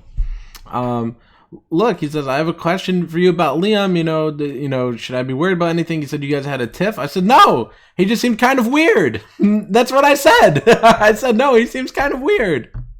And all this other shit all the time. Yeah, I remember my writing is cringe. Yep. And it was consistent. It was consistent. And then I say, yeah, I need a break. I say I need a break because I needed to like get away from it, right? I needed to like get away from it and just be with punks, right? And then that night, like after I make that video or like the day after I make that video, whatever, I message him like, man, you can say like, you got to keep in mind at this point, I was like I was a bitch. I was like a beaten fucking dog. I was like, this guy's my friend. Like, I've just got to keep taking shit because he's going through a hard phase, and I'm just misunderstanding this, and we've got to get this book out, you know, because he'd told me how much he'd sacrificed and everything, and I didn't want to do wrong by him. So I was like, man, you know, you can blame me for everything if you want because you got real big talent. And he did have a big talent. If he just drew, he could have really succeeded and gone somewhere and done something with his life, but he just didn't want to sit down and do the work. And so I'm just like, man, you can blame me for everything if you want. You can use my script, whatever's most convenient for you, you know, like just, you know, just whatever. Just I don't want to be involved anymore, basically is what I was saying, you know, like you go do what you're doing. I'm just going to go over here and go offline. And I'd made a list of pros and cons. Like he kept saying, Liam, Ethan's not going to let us be the first, Liam's not going to let us be the first Comicsgate project to fail. Ethan won't let us fail, Liam. You know, and I'm like, I don't like that. I don't like putting... You know, Liam's known to project. So I wouldn't doubt it if this was like the opposite way. Like if Liam's like, no, Ethan's not going to let us fail. That on him, I think that we should have done a better job in presenting everything. I'm not comfortable with that. You know, like that's not very Liam, you know? So Liam, I remember you putting all this work into that script too. And I read the script and I just kept thinking, like that's the whole reason for doing the development. Like, you know, didn't Liam say earlier? He's like, I'm gonna try to get on all the people that Nasser screwed over. Do any guests? I'm really glad that's the way you handled Xenotype. Okay, it looks like somebody comes on later. Produce. Well, Xenotype. The other thing was you got to realize the Liam that everyone was seeing at that point was Liam without a proper boss. Liam without a proper boss, and Xenotype is Liam running the company and doing what needs to be done. Right. Like, exactly. Yeah, it's me going, all right, now I get to make decisions. When it's things like, oh, I'm not going to promise people and then not pay them. I'm not going to have unfulfilled stuff. And all this stuff was really shady anyway, right? I was like, oh, I don't want to be connected to this. I was like, you say whatever you want, blame me, whatever. You were letting him off the hook. Here. Yeah, I was letting him off the hook. You're being a good dude. You were letting him off the hook. Yeah, and he had his old fabrication ready to go. So he exactly, and as you can see, he'd already been working things out with Ren. He'd already captured screenshots of me talking to him. He was calling me on the phone instead of sending me DMs, so that there would be no DM trail of the shit that he was doing. Yeah, exactly. Like, I don't know, dude, like he's throwing out all these accusations, but like I showed you guys in the DMs here, he says, you know, forget the trailer, you're right, no amount of guts or passion is going to fix all this. I'm going to figure out how I could fix as many of these as I can, but you're better off turning on me and letting everyone know very loudly that this is my fault. I will not deny it. That's what he tells this guy. He goes on and says it's his fault. He even said it, you know, in the message here with Ben Hennessy. I mean... He's like, when Jay Ashiro says you're the one hurting your project, he's like, I am aware, I'm currently trying to correct my behavior, run damage control. Does damage control to this dude just include smearing people? Is that his form of damage control? Because like, look, you guys look at these messages, he's taking full blame, but on here he's looking for someone else to blame. Like you can see, that's why you'll see that there's a bunch of messages from me to him and there's no response from him for like about a day. It's because what would happen was I would message him and then he would call me on the phone. And he would talk to me on my phone, right, and over Skype. Okay, so that's why it looks like I'm talking to myself at points. It's not me being a lunatic; it's the fact he's calling me. It's you being a lunatic, bro. Okay, so then Punks passes away, right? Punks passes away, and I'm a complete fucking mess, right? Like he passes away during the night, and I can't. It's too dark to go out and bury him during the night. So he passes out, I think it was about 3 a.m. And so I'm stuck there with his body next to me in his little cot, you know. Hold on. Don't cry, Liam. It's been long enough that I shouldn't cry. He's not about to cry. He's searching for like the next line of this lie. And so he passes away. And it was rough. And at the time, my friends were away. I didn't have anyone living locally, and my brothers were away. They were not living locally. So I made a short video showing that Punks had passed away for my family, for like Dwayne and them, you know, to see that what had happened, and Troy. and a few people within the community, because my Facebook is private, very private. Like I have my privacy settings to max. And then what happened was Nasser Rabadi came on. He'd already been openly taking shots at me on Twitter and all of this for quite some time, passive aggressively trying to tear me down, sending private DMs to people. And we'll talk a bit about what he did with David Jackson too, which will be a very enlightening experience for everyone. But he came on at that point, and then over the course, it was about 3 hours, and over the course, I think it was about an hour or an hour and a half or something. He then just flooded the video chat with. Okay, and then you got the proof. You know, he said in another video, which or another stream, which I did a video where I EFAP'd like part of a stream where he talked about this, and he's like, Nasser made fun of my dead dog for 3 hours, and here he's saying it again, that I was in the chat for 3 hours making fun of his dog and trying to drive him to suicide. Well, I'm sure he's got 3 hours worth of proof, and he could post at least a minute of it on this 2-hour stream about me. But where is it? Where's the proof? Me going, oh, Liam, you're trying to get sympathy. Why don't you go join your dog? You know, go kill it. You just like post the proof, spamming shit at me. I did not type a single reply to this, mind you. So I'm sitting there literally at the point where I am feeling suicidal. I'm feeling like I'm done. This is like, he was like, I got nothing now, you know, like this project's fucked. I've been screwed. I've been conned. Like my career's fucked because of social justice. I was at my lowest point. My dog was dead. I had nothing, right? All I had was fucking money. It meant nothing, right? And I'm thinking like, this is fucked. And I got this young fucking pup here going off his fucking head at me for no reason, like an autistic fucking spurg. And I didn't even like, you know what I'm like, I get fired up. I didn't even have the fire in me to fight with him. I was just like staring. Because it never happened. And I've been like, and it's going ping, ping, ping, ping, just this shit all the time. And I'm looking at him, just thinking like, so why didn't he just block me then? If I was doing that, why didn't he block me? Because it never happened.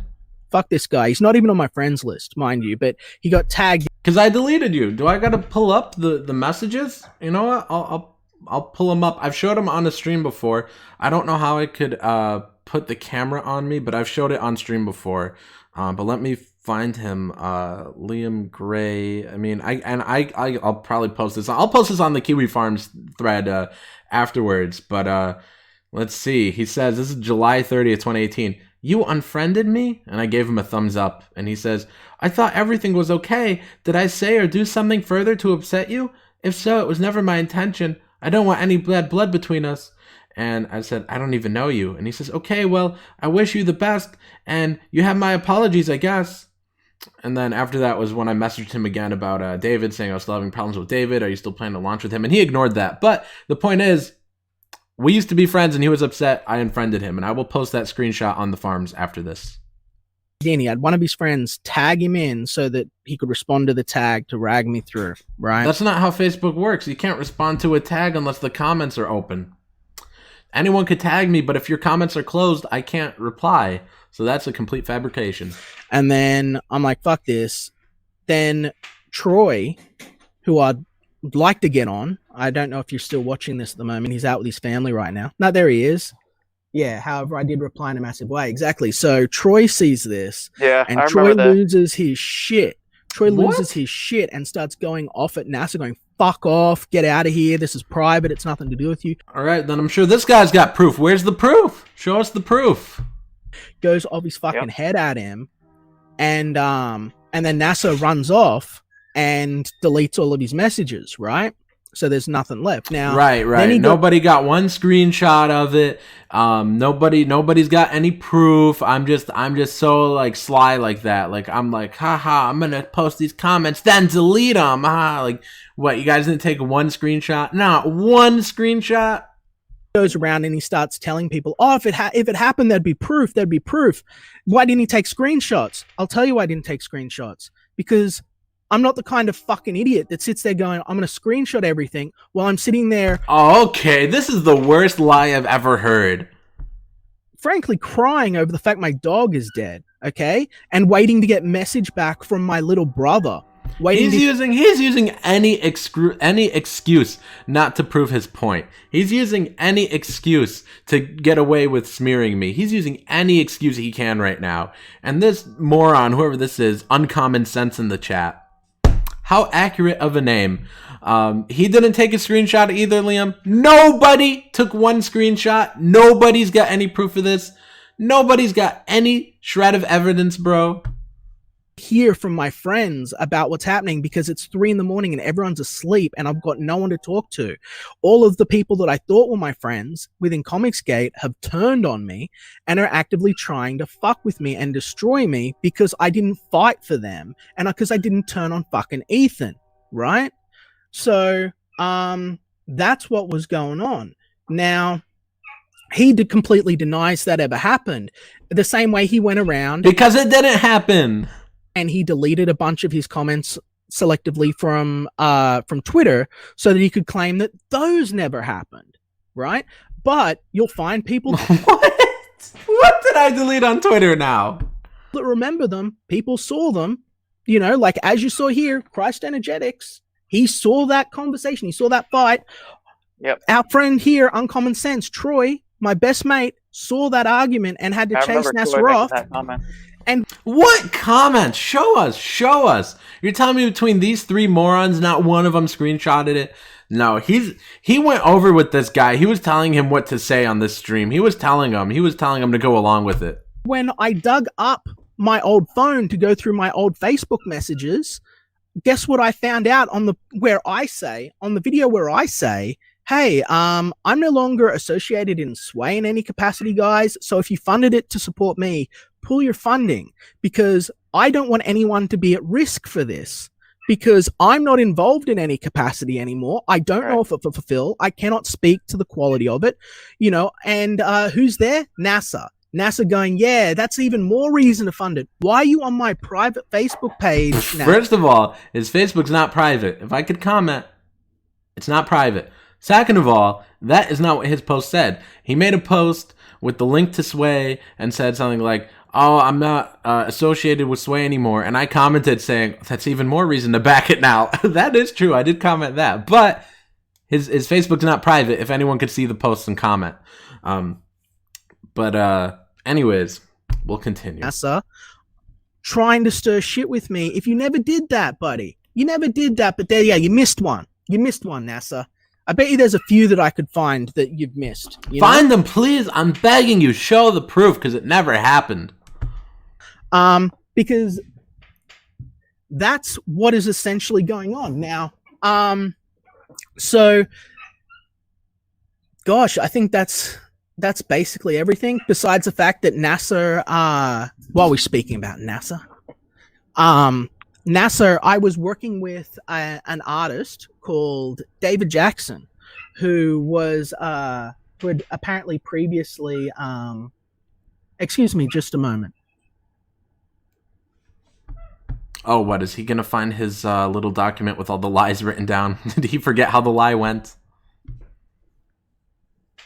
Hey guys, hope you're enjoying this. Oh, this dude's awful. Should I skip till Liam comes back? Well, it looks like you he know, comes for the back in most just part. a moment. You know, Liam is kind of guy. This dude's trash. And it's a reminder to go back asylum right now from me and Vic King. It's about a lady hunted by Dracula in an insane asylum. You guys can get it for $10. We've also got our thank you page for $55. We've got some other tiers. We could get original art. You could get multiple copies. Recently, we revealed the Jim O'Reilly trading card art. You get Jim's trading card with each order. So go ahead and check out Asylum, you guys. Back to the dummy stream. He kind of moves on from his stuff. I was just filling them in.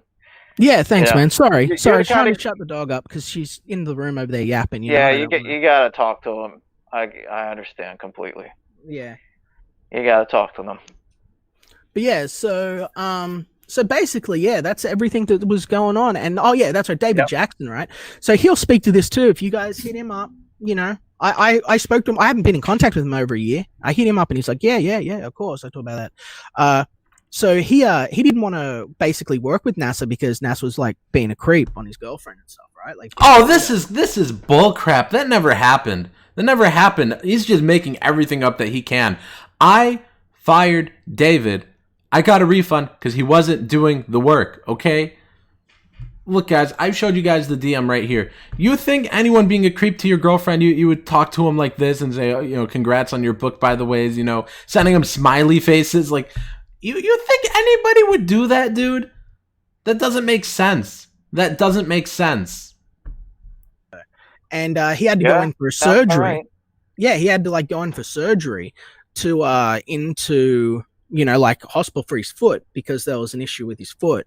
And when he went into surgery, while he was under anesthesia and everything, Nasser just bombarded the hospital's Facebook page. Abuse with him, just abuse going off his fucking head. Now it's the Facebook page. In this stream, it was, he called the public line is what he said. And now here, it's the Facebook page. I don't know where David's staying in a hospital. What? I don't know what hospital he's in when he's there for surgery. You think I just know his schedule somehow? I don't know anything about this dude. We split ways. He'd call him going that he wanted to talk to him and all this shit. Yeah, it was dozens and dozens of messages going off his head about it. And so to try and if I'm trying to get a hold of David, why would I be on the hospital's Facebook page? Stop. David said to him, hey, I've put you on the guest list because they lived near one another. On the guest list? And we do not live near one another, okay? We're both in Illinois, but we're not anywhere near each other. Just come down to the hospital and talk to me. You'll see that. Come down to the hospital and talk to me? This never happened. I am in hospital. Now, he'd posted photos of him in a gown in surgery with his missus. And so what did Nasser do? Nasser didn't come down. Instead, he continued to troll the shit out of his missus and troll the shit out of David while he's in anesthesia. And then, like I said, troll the shit out of the Facebook page. Why? How would I troll him? How? This doesn't make any sense. This is all slander. It's completely fabricated. He must have a screenshot of some of this stuff. He must. If I was being a creep to somebody's girlfriend, he must have a screenshot of it. If I did something on a Facebook page, he must have a screenshot of it. If I did something illegal like that, harass people at a hospital, like he said in here, he left hundreds of messages and harassed the nurses. There must be proof somewhere, because that's criminal activity, and I've done nothing like that. I passed the background check 3 months ago. What sane, rational person does these things, right? Yeah, and so that's basically... One second. Exactly, and this is the thing. I've got my team now. I've got my boys. Yep. People misunderstand when I say, hey, I want to be friends with people. I wanted to be friends with everyone. I didn't want to be at odds with... I didn't want to be at odds with fucking anyone. That's the reason... You've told me that hundreds of times, man. We've had many discussions about that. Mm-hmm. I mean, look, people have to do what they have to do. You find that out the hard way, unfortunately. But, it's for the best, probably. And there's been repeated attempts to sabotage me and fuck with me. Show us the attempts. To spread lies about me, propaganda about me for years. And it all comes back to me choosing to not fuck with Ethan because I made that one choice. Show us the proof, dude. Show us something. He's got nothing. Because two choices. I didn't want to fuck with War Campaign. I didn't want to betray War Campaign, and I didn't want to betray Ethan. So that makes me immediately an evil person, and I have to be destroyed. Okay, and we got Dumb Vinny in the chat saying he tried to microwave a cat. This is slander. And then watched porn with his grandparents. Complete slander. Where is he sane? Vinny, you weren't saying that when I had you on my streams, when I was promoting your book, when I tried to introduce you to Ethan and Malin, and I was sending all the CG guys your books. You never had anything like this to say about me, and you want to smear me here, slander me here. Go screw yourself. Well, can't say I disagree with the way you did that. I can't disagree with it. And what are you supposed to do?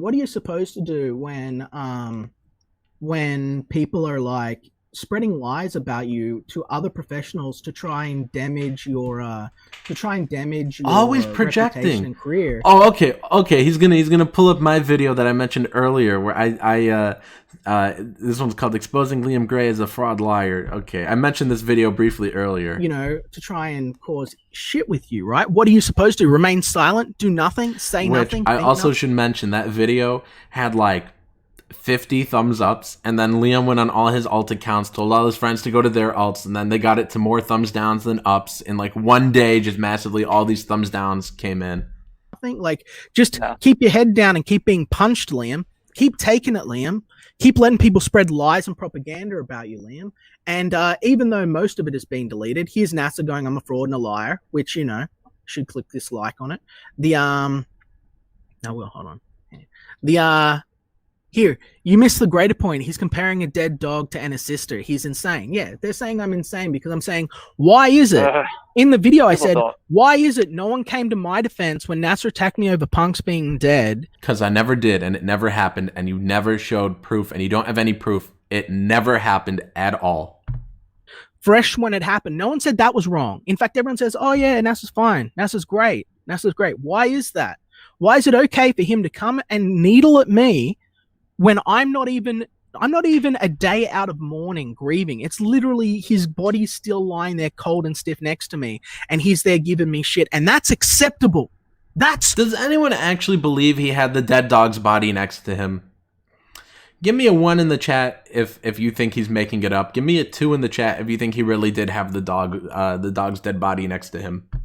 Completely cool, forgiven. Come on back, Nasser. We want you back, but War Campaign have to go because of a bad joke. Why is the same standard not held to Nasser? Why do we have double standards for people? There is no double standard. Right? Where were the people defending Liam? Fucking nowhere is where they were. They were in War Campaign or they were nowhere. Right? And so that's the reason that people go, Liam, why do you defend War Campaign? I'll tell you why.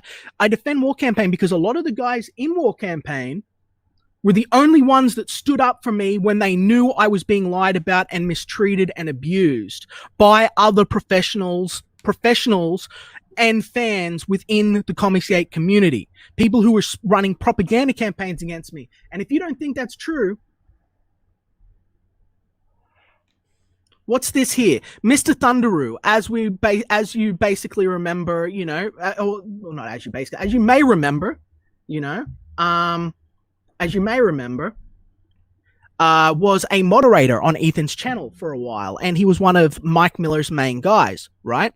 He says, I saw through this lunatic immediately and personally made sure to keep him from our streams going forward. Liam is a lying, two-faced psychopath.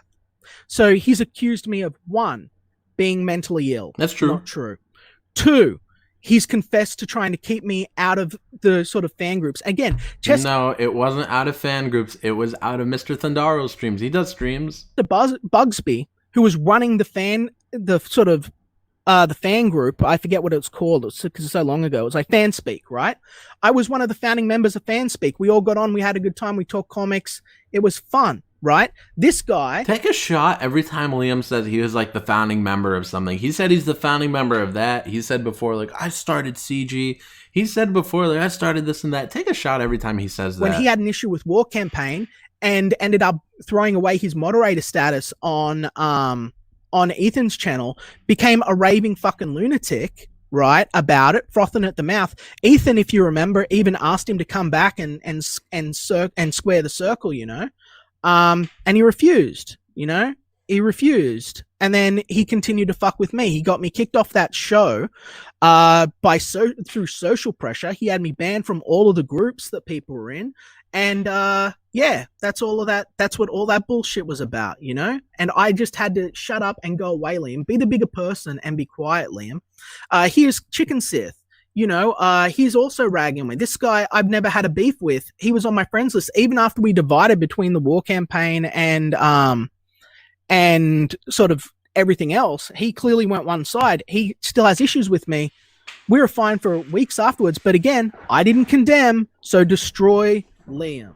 You know, This dude's crazy. This is everyone's angle. They're going to try and tell you that I'm insane. They're going to try and tell you. So he's not even going to play the video? He's just looking at the comments? That like I'm Looney Tunes, or I don't know what's going on, or I'm like, or there's something wrong with me. Guys, there's not, okay?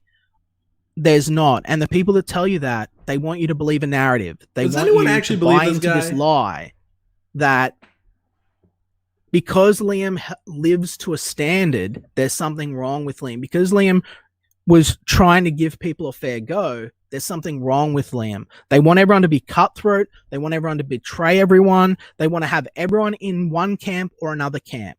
Okay? Nasser Rabadi has been running gay ops and is involved in anti-Comicsgate. It's the reason that he... Show her then. Show the gay ops. Joined the Cherries. It's the reason that he speaks out against Ethan. First of all, I did not join any Cherries. It's the reason he speaks out against War Campaign. It's the reason that he speaks out against Comicsgate. This is reality. It's the reason that he shares out of context DMs. It's the reason that he tries. Well, I think I've showed everything pretty much in context. I mean, you guys can see for yourselves if you want to go read them. I already read them earlier, but if anyone missed it, I mean, you could either rewatch the stream or go to Kiwi Farms, take a look. That he made fun of the fact that Tug's wife had a miscarriage. Show that. That's a lie. That's a lie. Everybody's been spreading that. Yellow Flash spread it. Tug spread it. Lee spread it. Donald spread it. A ton of people spread it, and nobody's ever showed proof because it never happened. If there was proof of that, he could show it. So show the proof. That's a lie. This is slander. That's what pisses me off is so many people spread this and people blindly believe it. Like if you've looked in the chat, there's only been like maybe one person, one or two that have actually, been on my side or actually asked for proof. But why are people blindly believing these lies? I don't understand.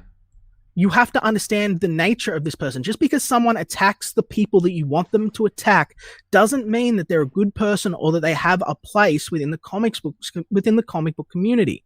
The same way, there has to be a level of standards, and people don't want to be held to a level of standards, guys. That's the issue. So Liam has to go because Liam has standards. Liam conducts himself like... You have no standards. A professional. Liam will put the customer before his own dollar. Liam will speak the truth. Liam will actually give a fuck instead of just going, I love all my fans. I actually care about you guys. I interact with you guys. I pay attention to you guys. And I try and give you quality product that you want. I don't want to just shill shit to you and sling shit to you.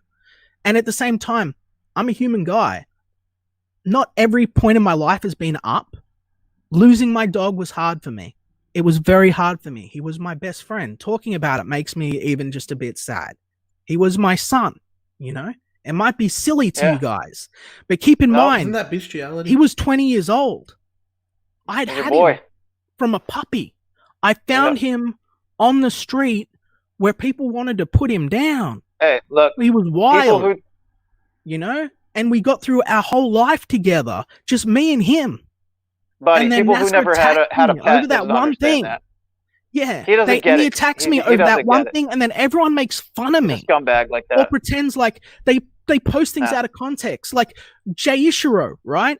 Jay Ishiro, who also got fucked around by Joseph White, ironically, after stealing him away, also got fucked by him, made this video. Why would you complain about somebody stealing him? That's the funny thing here. If Liam had so many problems with him, why is he complaining about him getting stolen? That makes me feel like all his complaints about Joseph White were fabricated. If he's, he spent the first 40 minutes of this complaining about him before he ever mentioned me, and he's like, no, Joseph, it was an awful experience. So why are you mad then? Why are you mad that Jay Ishiro stole him? And if Joseph White screwed over Jay Ishiro, shouldn't he be happy about this? Shouldn't he be like, haha, Jay Ishiro got what was coming to him? You would think that'd be his reaction. Of me going like, oh yeah, Liam, you've just got to understand this and this and this and there's none of my audio on it because he's not actually addressing what I'm saying. He's going, oh, you can't be the victim, Liam. Okay. So he's trying to say that the video right here, Jay Ishiro's video is out of context. Yeah, Liam privated the original video. So if you want people to hear what you said, Liam, make it public.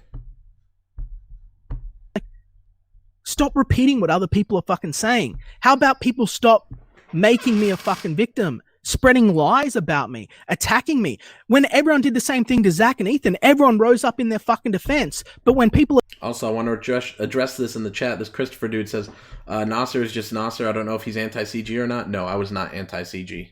Attacked Liam, only War Campaign spoke out because they wanted me gone.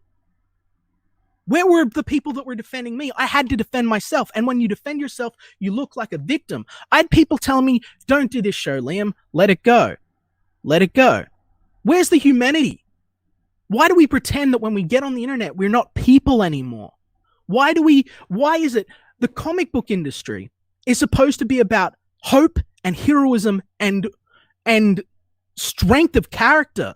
And yet we have this phony persona, this fake Hollywood veneer where people want to pretend it's for celebrity. We've forgotten that these are books that are made to inspire children, and instead we want to market them to 40-year-old men and pretend that we're fucking Hollywood. Well, guess what? We're not fucking Hollywood, and this isn't a fast track to $1 billion fucking dollars. We're meant to be in here for a reason, and scumbags like Nasser are cunts and problems and a tumor within the industry, whether they are with Marvel, DC, or... I will say, man, my books all came out and yours didn't.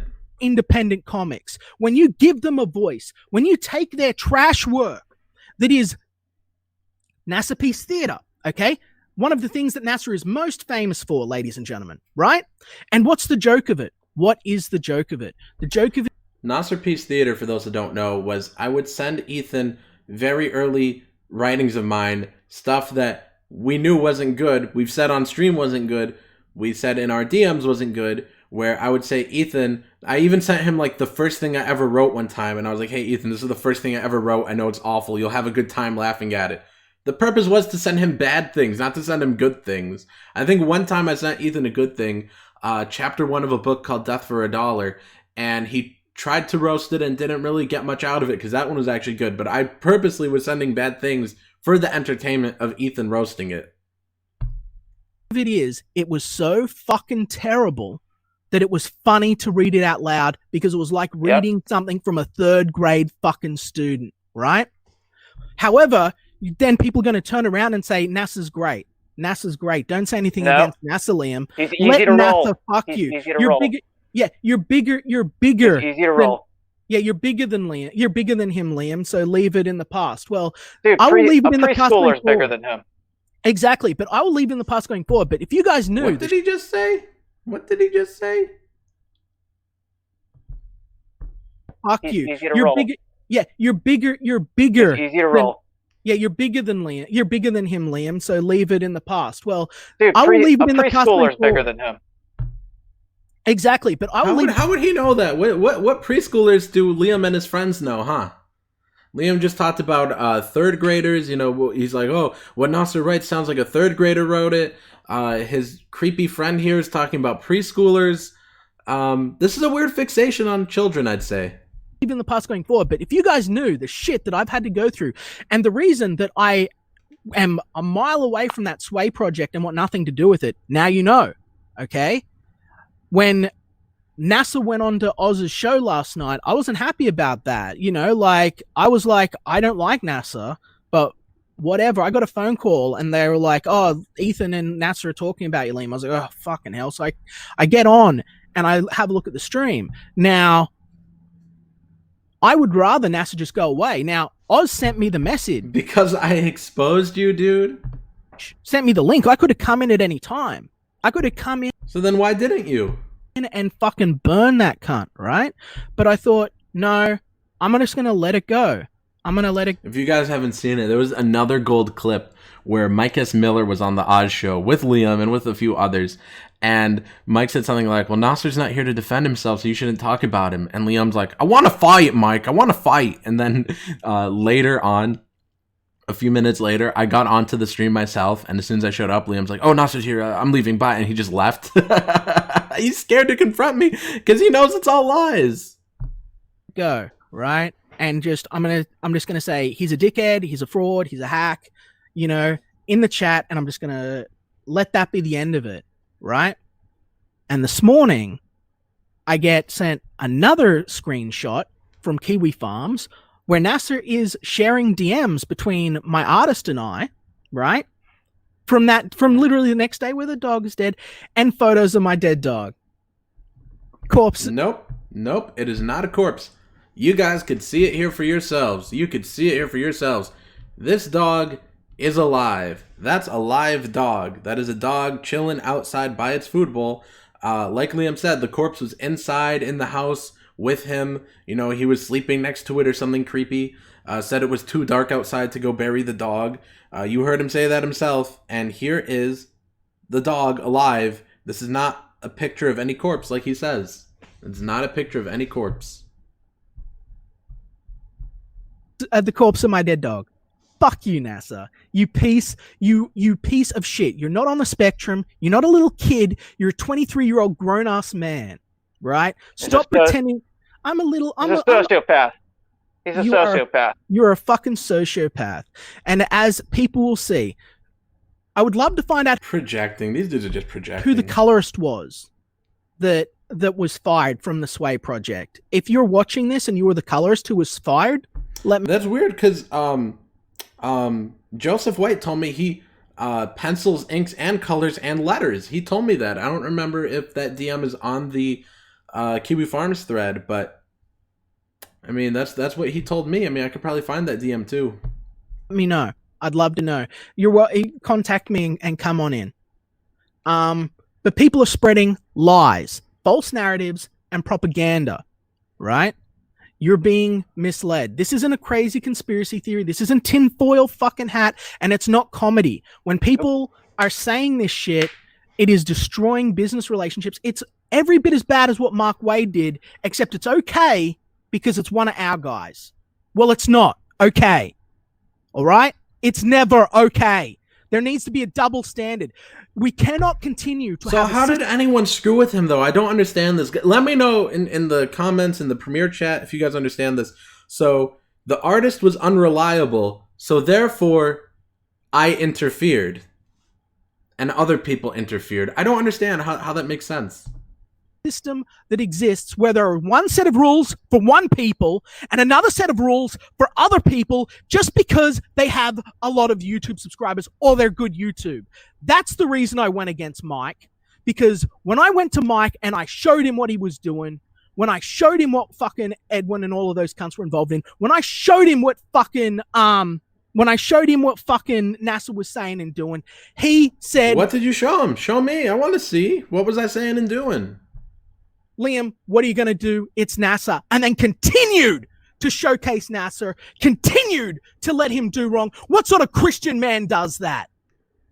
Some brotherhood. This dude's crazy. Some brotherhood. Traitor, liar. Traitors, Judas, lying scum, because Nasser can get you a few cheap laughs. I hope it was worth it. I hope it was worth it. Well, that about sums it up. Anyway, that didn't sum up anything. That and well said. Well Hung and Dung says, here we go. Well Hung and Dung says, how did Nasser get private DMs between you and someone else?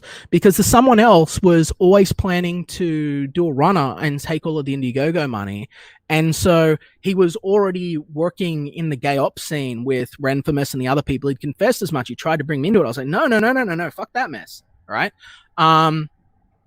So basically, he'd been screen capping everything that I was saying so that he could try and make me look bad, essentially. But the issue is, like, the reality is, like, I'm not ashamed of anything I said. I can explain it. I can tell everyone what I think you are ashamed, because, I mean, when we look here, in several of these messages, man, you've taken the blame when you were like, yeah, Sway failed because of me. Now Sway somehow, failed because of Nasser? Liam admits in here, this is the message to the Sway artist, and I already read this in its entirety earlier. If you guys want, you could read it or rewind if you're just tuning in or something. But he says, forget the trailer. You're right. No amount of guts or passion is going to fix all of this. I am going to figure out how I can fix as many of these as I can. But you're better off turning on me and letting everyone know very loudly that this is my fault. I will not deny it. Blah blah blah. You could say I manipulated you and you didn't realize I was going to be such a loser and blah blah blah. And it's not the only time he said that. He said that multiple times. meant. It's not like Like I'm a transparent dude. You can't destroy me. Look at your campaign. I'm just honest. All you have to do is look at your campaign right now, where it's at, what you've done, how you've handled it. It speaks for itself. So look at his campaign and see that it's not fulfilled yet. No one did it. No one else did it for you, man.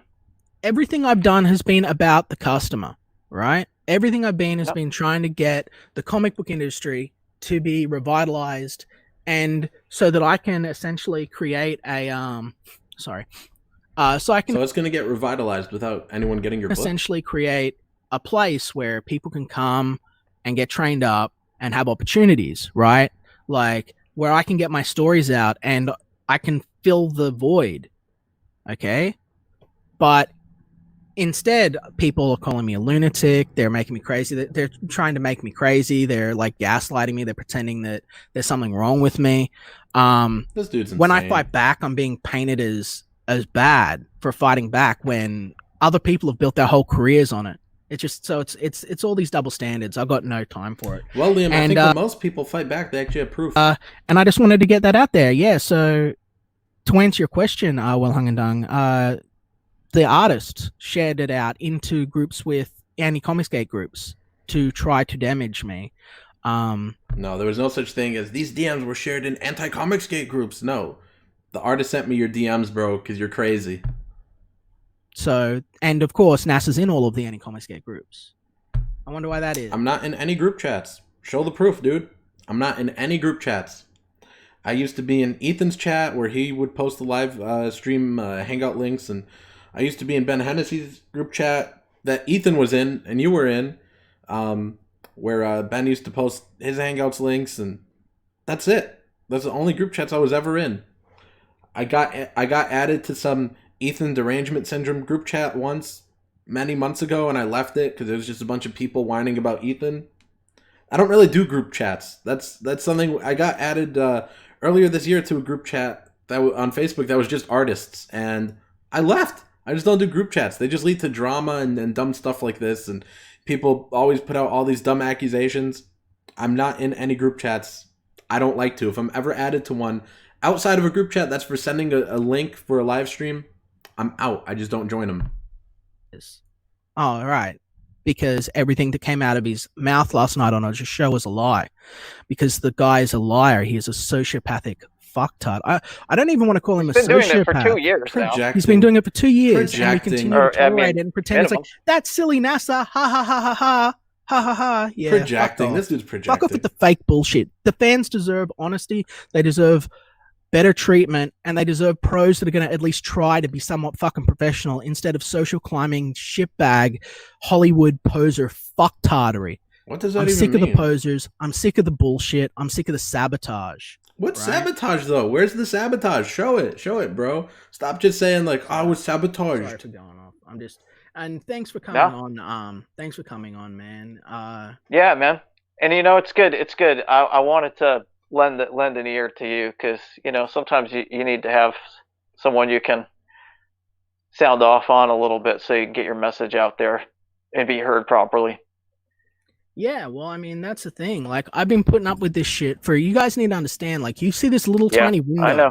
Okay, and like I've been putting up with this shit for like 2 years, and I've been being a good little Liam, and I'm getting advice from people like, "Oh, Liam, you're succeeding. Build your success. Be quiet. Just keep your head down. Just it doesn't matter what these people say or do to you." It's like, yeah, you have to understand these people are currently in the process of blocking me from the network. Which the only reason I got Nope. You guys saw it when I went through here, and the three main channels I was always on: Ethan's channel, Hail Caesar; Malin's channel, Malin Militia; Cecil's channel. I guess I don't know. I don't have a little saying for Cecil, but those were the three main channels I was always on, and they had no clue what he was talking about when he's like, Nasser blacklisted me and tried to keep me off of people's channels. Nobody had any clue what you're talking about, dude, because it never happened. Accepted into us because I worked like 5 times as hard as everyone else. Yeah. Like I had no opportunities handed to me. Every inch I got, I had to fight for, right? And I had people fighting against me to keep me out, to keep me quiet, to keep my head down. And Dummies. I got here, and now they're telling me to just put your head back. This dude's always a victim. Like the whole world is out to get him. down Liam and just keep letting people punch into you. And if you push back, you're the bad guy. Well, why is that? Why am I even being punched down on in the first place? You know? Because you're a ginger. I needed that, man. Thank you. Hey, you know what? I'll tell you something, man. I've never seen someone put so much work into. You were preparing for this, for what you're doing now. You were preparing, and I saw you do it. Yeah, thanks. You had all the incentive in the world to take the easy way, and you just did it the right way. What's the easy way? So everyone is going to have a problem with that.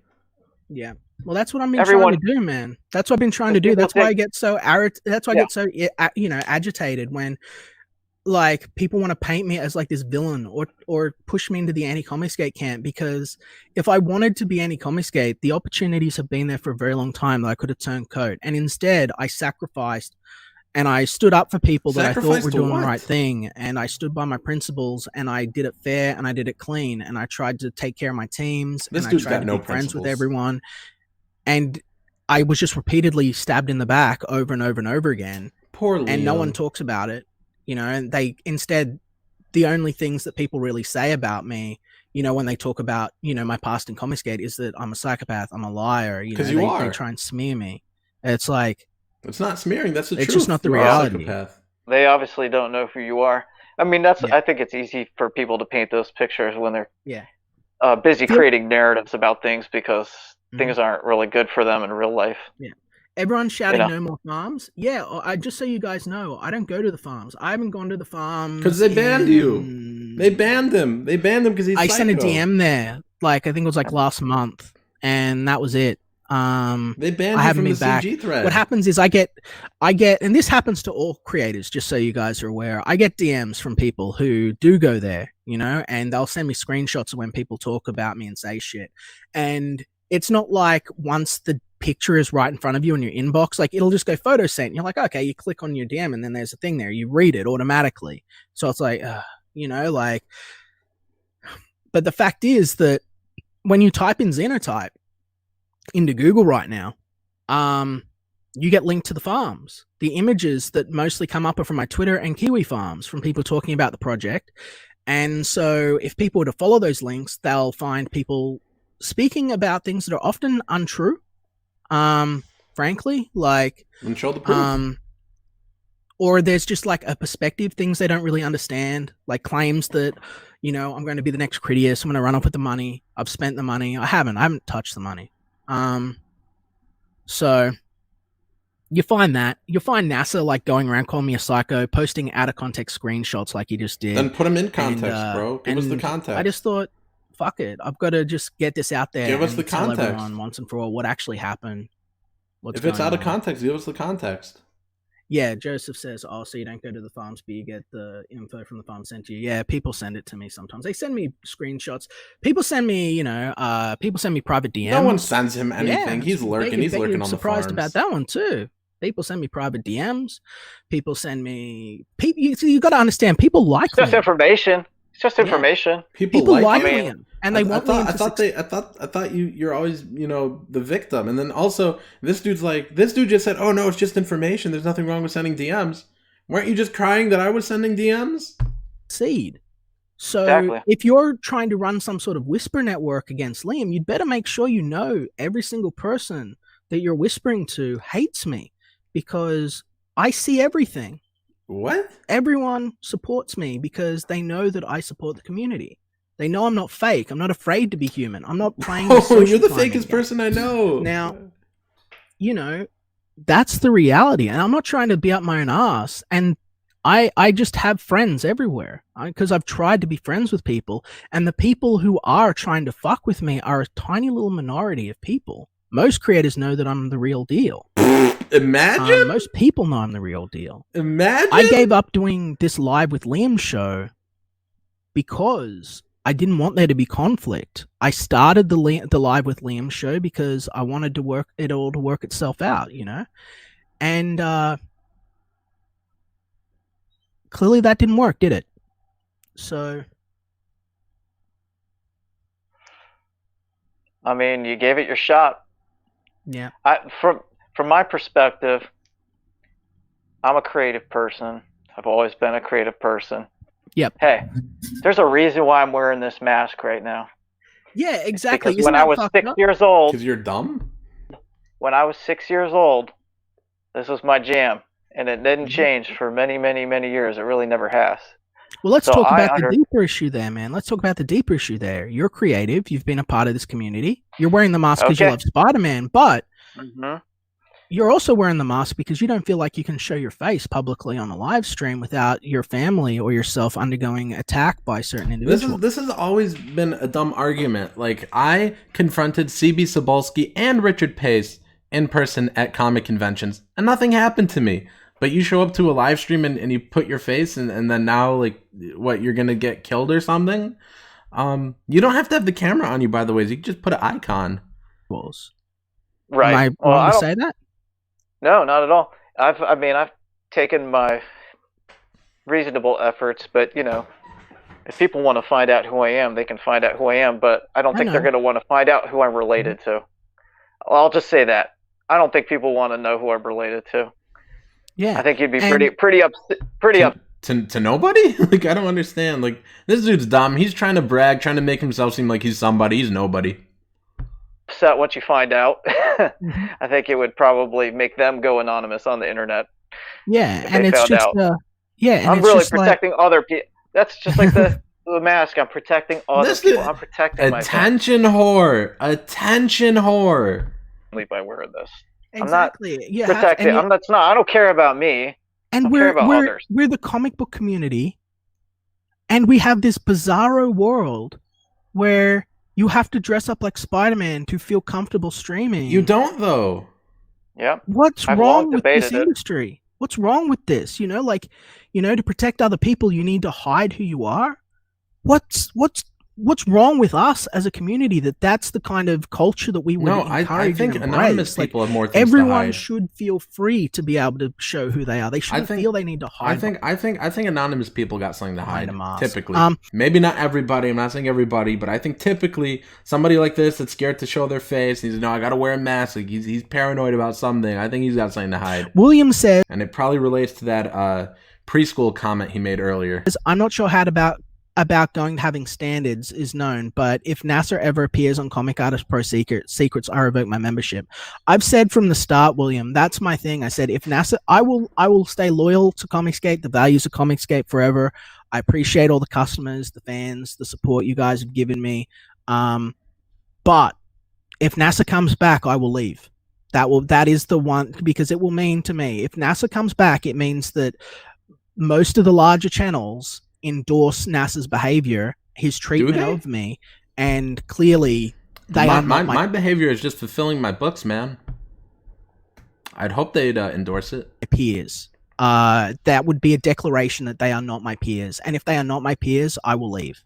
I will leave because, to me, that would be a this dude thinking he's peers with like Ethan Van Sciver and Mike S. Miller and Art T. Bear and like, oh my goodness, like, and John Malin, and this dude thinks he's peers with them. Signal that this entire thing was built on hypocrisy and a sham. So hold to what you say and live. So Liam's calling CG a sham now, huh? I guess he's anti-CG. By what you believe, and if you stray from those things or make a mistake, fair call. But do not live the life of a hypocrite, smile out of one side of your face, and tell people to eat shit. I will not do it. I don't need to. Okay? That was my... And I've said that for a while, you know? Hey, yeah, I'll put this out there, too. And this is... I'm trying to word this the right way, because I'm not a hater, really. Just not. I mean, I'm annoyed by people. I think they're idiots or they're cool or whatever, you know, they make good decisions, bad decisions. I'm not a hater. And, I mean, there's people who know who I am, at least, you know, because I worked with them or for them. I didn't really, you know, the irony is too, is I haven't put myself out there as an artist either because of this stuff, you know, can you blame me? No, I mean, because of this kind of stuff. But I'll tell you, the kind of people. Hey, what's up? Vinny. Hey, keep talking, Vinny. Spidey. Oh, okay, so this is Vinny. This is Vinny, the dude in the chat throwing weird accusations at me. I had this dude on my channel before anybody else did. I was promoting his books. I had sent it to Ethan's group chat. I've sent a ton of other indies, a bunch of the smaller guys. I've sent their books to the group chat before, trying to get in front of others. I really tried to help this dude out, and he's throwing wild accusations at me, believing lies about me, dude. Believing lies about me. I used to talk to this guy. He used to be on my channel. He knows none of this stuff's true. But it's cool to hate Nasser, so that's why he's going along with it. My opinion is, if you put out a creative project and you're out there and you got all this visibility, you got fans coming to you, you've got groups of people. I'll avoid using the C word here. Sorry. No, it's okay. Starts with a com, ends with a mune. Because that's a touchy issue these days anyway. But groups of people, we have big groups of fans, right? People who want to see good stuff. If that creator, if that central person on their platform, no matter who it is, name and name, in this current in the Comicsgate type scenario, if that person puts out something worthwhile and he has a fan base, or he or she has a fan base, and then they kind of do switcheroos on people, change their whole trajectory for no good reason, because they think they're getting their eyes on them, and they think that's the reason people are coming to them. They're completely clueless as individuals who have any kind of creative thoughts in their head. They're taking their creativity and they're throwing it in the trash can because they think they can skate along from one little flash in the pan to the next. And I think it's pretty stupid. And you can tell flash in the pan is the issue. Flash in the pan is the issue. It's what killed the comic book industry. And we're going to embrace it again now. So Vinny, welcome to the show, brother. Vinny. Hey. I'm here to show my support to somebody I know is a stand-up guy long before any of this Comicsgate shit. You're true all the way. That's what people love about you. That's what I love about you. Thanks, Vinny. Well, dude, it goes without saying. You are a classy individual, and you put your heart out there every fucking day. That's what I do. That's what I respect. Thanks, brother. I appreciate that too. Me too, man. Dude, you've been good to me for a long time. You're absolutely a good dude. Man. I got your back. If I knew you earlier, well, I knew that you were part of all this too in the beginning. I didn't. Our paths ended up crossing a little bit later on, so I didn't know you were all involved in all that nonsense. I don't know all those people involved. I was using a different screen name, so I think to this day I think that there are people that are quite on the top that don't realize who Liam is. But that's Vinny's like, I didn't know about all this nonsense because it never happened. We'll see. Yeah, it doesn't matter because, like I said, what we do, exactly. what we do, and what we put out there, it's what we have in us, man. It's the passion, it's the drive. We care about the projects. We care about what fans think. We want to entertain them, and like you said, we want to give them hope again as well. Exactly. Yes. And you're right. It's something that's lacking. Are they stealing Mike's pitch here? His pitch for Lone Star was, "You'll believe in heroes again." Are they stealing it? Like, "Oh, you'll believe again." You'll have hope again. Like, I don't know. It's been a while though since we mentioned the books. Of course, there's my book Asyle. It's written by me, drawn by the awesome Vic King. We've got 66 backers, about 23 days left, $2,104. Here's the cover right here, and we've got the new art up for the trading card. If you guys back any of the physical tiers, then you'll get the Jim O'Reilly trading card. So if you guys want to check that out, book starts at $10, and we've got a bunch of other tiers as well. And there's also Mike's books here. There's Lone Star, Mind of the Monster. This is book 3. You can get the other 2 books on here. There's also the free PDF of book 1, and there's also Monster Hunt. You guys could get both of those books on here, both Monster Hunt 1 and 2, and Matt Weldon's the one drawing this one, and what a fantastic artist Weldon is. But if you guys want to go check that out, links to the books are in the premiere chat and description. In comics, it's lacking in the whole, in the whole fucking circles, especially in at the fucking big companies. I was listening to Jim Shooter again. I think this guy was something special, and what he brought to the table comics were really kind of falling to their shitter before he really popped up, right? And he implemented so many different things that, you know, gave people real jobs, gave them fucking hope again, and really blew up the market, you know? And we have to get back to that kind of thing. We have to get back to those kind of fucking days. And the best way of doing it and what was Jim? He wasn't an artist, he wasn't a writer, he was a fucking editor. You know what I mean? Like he didn't fuck around. Yeah, right? Hold on. He was a writer first. Well, yeah, but you know what I mean. Like he was known for being an editor. You know what I mean? That's what he did right, in my opinion. Right. And that's the thing, is that he cared about what was happening. He cared about those characters in these projects. Because a lot of people didn't. You know, even the higher brass, they didn't even know what characters they fucking had. Yeah. You know that? They didn't. I don't know if you guys heard this fucking story. I mean, I know I'm sidetracking a bit, but with Shooter, when he was really getting involved in Marvel, and you know things were starting to get better. Does Vinny got anything interesting to say? Brass, and one of the marketing people, she was so proud. She's like, "Oh my god, I just made the best deal for Wonder Woman," and he goes, "We're Marvel. We don't own Wonder Woman." Like, what are you talking about? And she goes, "What about Batman?" No, because they Marvel owned 70% of like what was happening there, you know, the market there, and they thought they had all these characters and they didn't. It's like, how stupid are they? And you got to look at it like, you know, before him, there wasn't really anybody who was putting all this together and doing a proper fucking game plan. And, you know, and you kind of see it now, right? When he left and how things slowly started corroding. Fell apart. And there wasn't very, like, there was leadership, but it wasn't solid leadership. So what's this got to do with anything? Yeah, it was. The boat just sort of just hit rocks until it eventually had so many holes in it that it just sank. Oh, absolutely, man. Absolutely. They had no fucking legs to stand on. They were rubber bands. You know? It's ridiculous. But and that's what I'm saying. If poison gets into the well again, everything's gonna fall to shit. That's why it's up to us to keep. So this dude's he thinks I'm poison, even though I help promote his books all the time, and he never had a problem with me. But now it's the cool thing to do.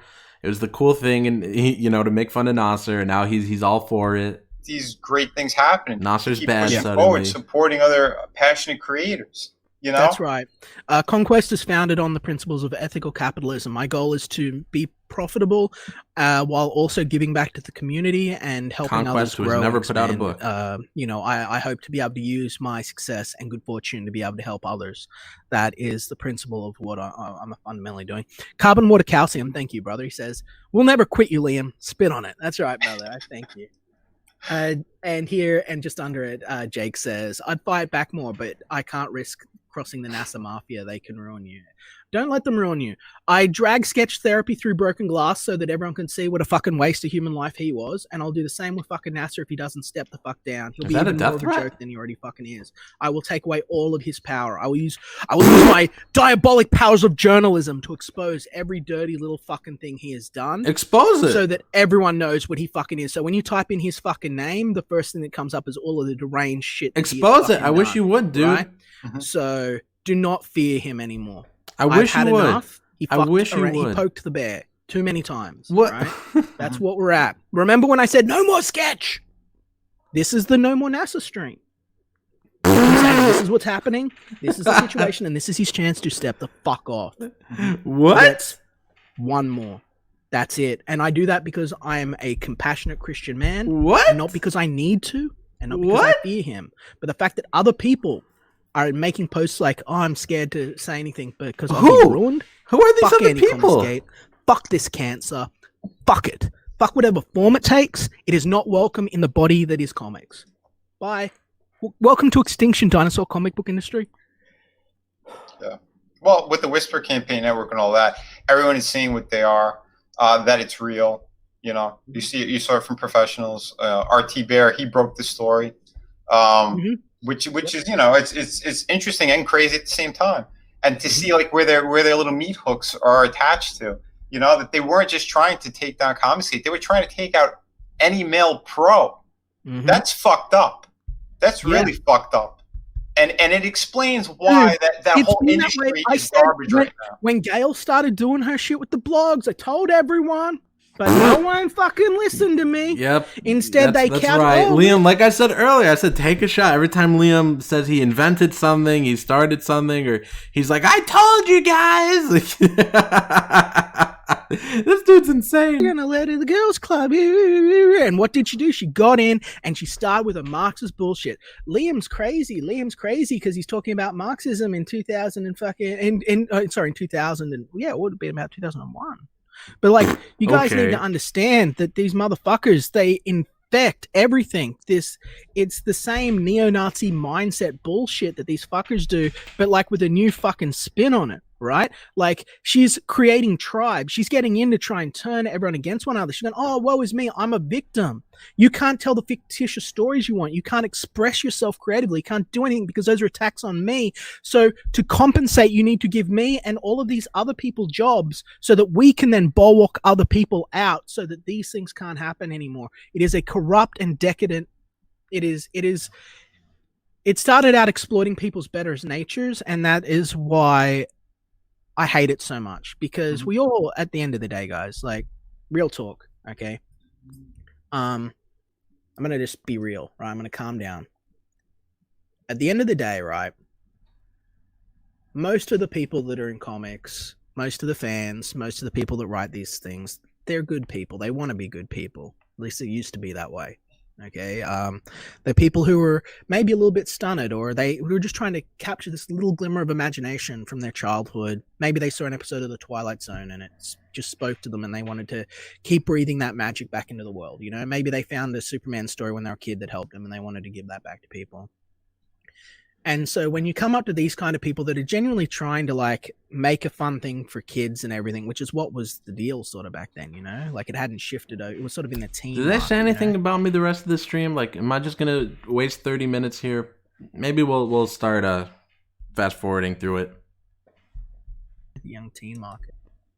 They stole years of joy from the readers by, you know, I truly, truly hope so. Because as it is, again, I know that sometimes I can come off like, I think that sometimes people get a little bit lost in sort of my YouTube act and me. You know, I try and be honest, but I do lie again, dude. Lie myself again. Up a bit, you know. Lie again. I try to be honest. Lie again, dude. Lie again. And I'll the same way I'll make fun of myself, I'll also make very arrogant statements that new work relationships within an independent scene without revealing who I was, right, on the merit so that people could see. Nonsense like this, you know? It just is so much insanity happening right now. They're using all this crap that's happening in the media. That dislike all my videos that will buy your book now just because I said that they wouldn't, and that'll be the last sales you ever get because you're a piece of human garbage, and this is going to come up every time someone searches your name. Oh, is this about me? I don't know if people will fucking hear them. I'm sure that now everyone knows what a piece of human fucking garbage Nasser is. I'm sure that you'll... And he did such a good job of showing what garbage I am that he had to unlist this thing. It says right here, unlisted, guys. Unlisted. The only reason I had this was because there was a link posted here on the farms by Mr. Dong. So thank you very much, man. But and Liam said, "Oh, this is gonna come up when people search your name." It's not. It's unlisted. But you're crazy, dude. You're crazy. You're not showing any proof, dude. You're just throwing out these dumb accusations. Sell more than 7 books on Amazon. Good job, Nasser. You did it. You got my attention, and I'm sure your sales are gonna skyrocket, buddy. You know, you get 3. You get. I think. Well, I mean, if I check my dislikes, you might get 11 people that dislike all my videos that will buy your book now just because I said that they wouldn't, and that'll be the last sales you ever get because you're a piece of human garbage, and this is going to come up every time someone searches your name. Well, if you guys want to buy my books, Sile's down in the description. My other books, I got 5 books on Amazon. Those are also in the description. My friend Mike's books, Monster Hunt and Lone Star Mind of the Monster, those are in the description as well. Let's see if there's anything else in here. Well. And stop looking for beef, because unless it starts with a guy who's very accomplished, and if there's, you know, not enough proof of that, take a look right now at Xenotype. Take a look Liam about. They accuse that I smash up other people's stands, and I'm a newspaper, ladies and gentlemen. Don't do dirty shit. You don't get talked about. It's real easy. It's real fucking easy, you know? And I'm not going to be silenced. Distribution to work out better. Because everyone is pretty much doing this by themselves. So, like, to do overseas shit is very, very costly, you know? Sitting there, and I'm going to be boarding and boxing all of those comics live for everyone to see, so that they've got an idea of what goes into shipping and how much. It's December now, and he still has. Well, I mean, in a couple of days it's December now, and he still hasn't done this. Like 500 comics are, because that's my service to the community. I don't give a shit. If I see horrible people, I see horrible people. If I see good people, I'm going to support the good people. It's that fucking. 10 minutes, and then we'll close out on the 2-hour point. I don't know. I'm kind of good. I've been working late nights anyway, working on more projects. It's late here. So what is going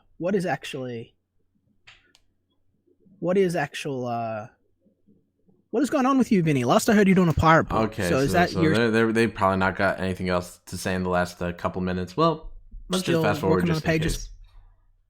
British and savage as Wolverine.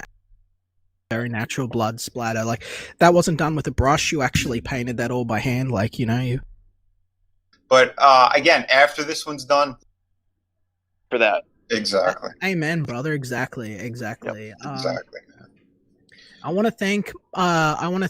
Okay, yeah. There's nothing in the end here in this dumb video, but anyways, Liam Gray incriminated himself for 2 hours straight. That's why he unlisted this. This is defamation. This is slander. This is I'm getting smeared in this video, and I hope I did a good job of explaining to you guys. The timeline was sway. You could see here how Joseph White messages me about working with Liam, and just talks about you know, how Liam sort of destroyed their campaign, how he was crying about it, how he wanted to change it to 15 grand. You see Liam admitting it's all his fault, and then we come to modern day where Liam's going off saying, no, it's Nasser, he interfered with me, even though he showed no evidence of it and just made a whole bunch of baseless claims, a whole bunch of fabricated things he said. Just really awful. You know what, let me refresh Kiwi Farms. Let's see if anybody's got any hot takes on these DMs I posted here. Let's see if there's anything new. Of course, I'm logged in another browser, so I can't reply to anyone live from here. Oh, cool. Looks like we got a bunch of likes, but let's see. Did anyone say anything to this? You know what? I'm not going to go through it all. But if they did say anything interesting, and it's on a new page now, I don't want to waste everybody's time going through and reading all these. But if they did say anything interesting, maybe we'll cover it in another pre-recorded video, because I can't stream because this dummy Liam wanted to interfere with my business. You know, he really does project. He talks about people interfering with him, but he interfered with my business. He false flagged my channel. That's why I have to pre-record this and premiere it. So if you guys want to support me in the channel, then check out my book Asile on Indiegogo here, written by me, drawn by Vic King. It's about a lady hunted by Dracula in an insane asylum. Let me zoom in on here on this wonderful cover from Vic. It looks absolutely fantastic, and here are some of the pages here. We've got pages 1 and 2, and then 4, because 3 is being tweaked a little bit, and I need to get the scan in and cleaned up, but we've got a few pages on here. We've got the Jim O'Reilly trading card here. This comes with every physical copy that you buy. You'll get this trading card. So let me scroll back up there. We'll zoom out, and of course my friend's Mike's books. I really want to see these do well. He's got Mind of the Monster as well as Monster Hunt. So go check out Mike's books. And thank you guys for watching this. I know this was a lot. Wow, this is over 2.5 hours, guys. This was a ton. But I hope you guys enjoyed it, and I hope you guys check out our books. Peace.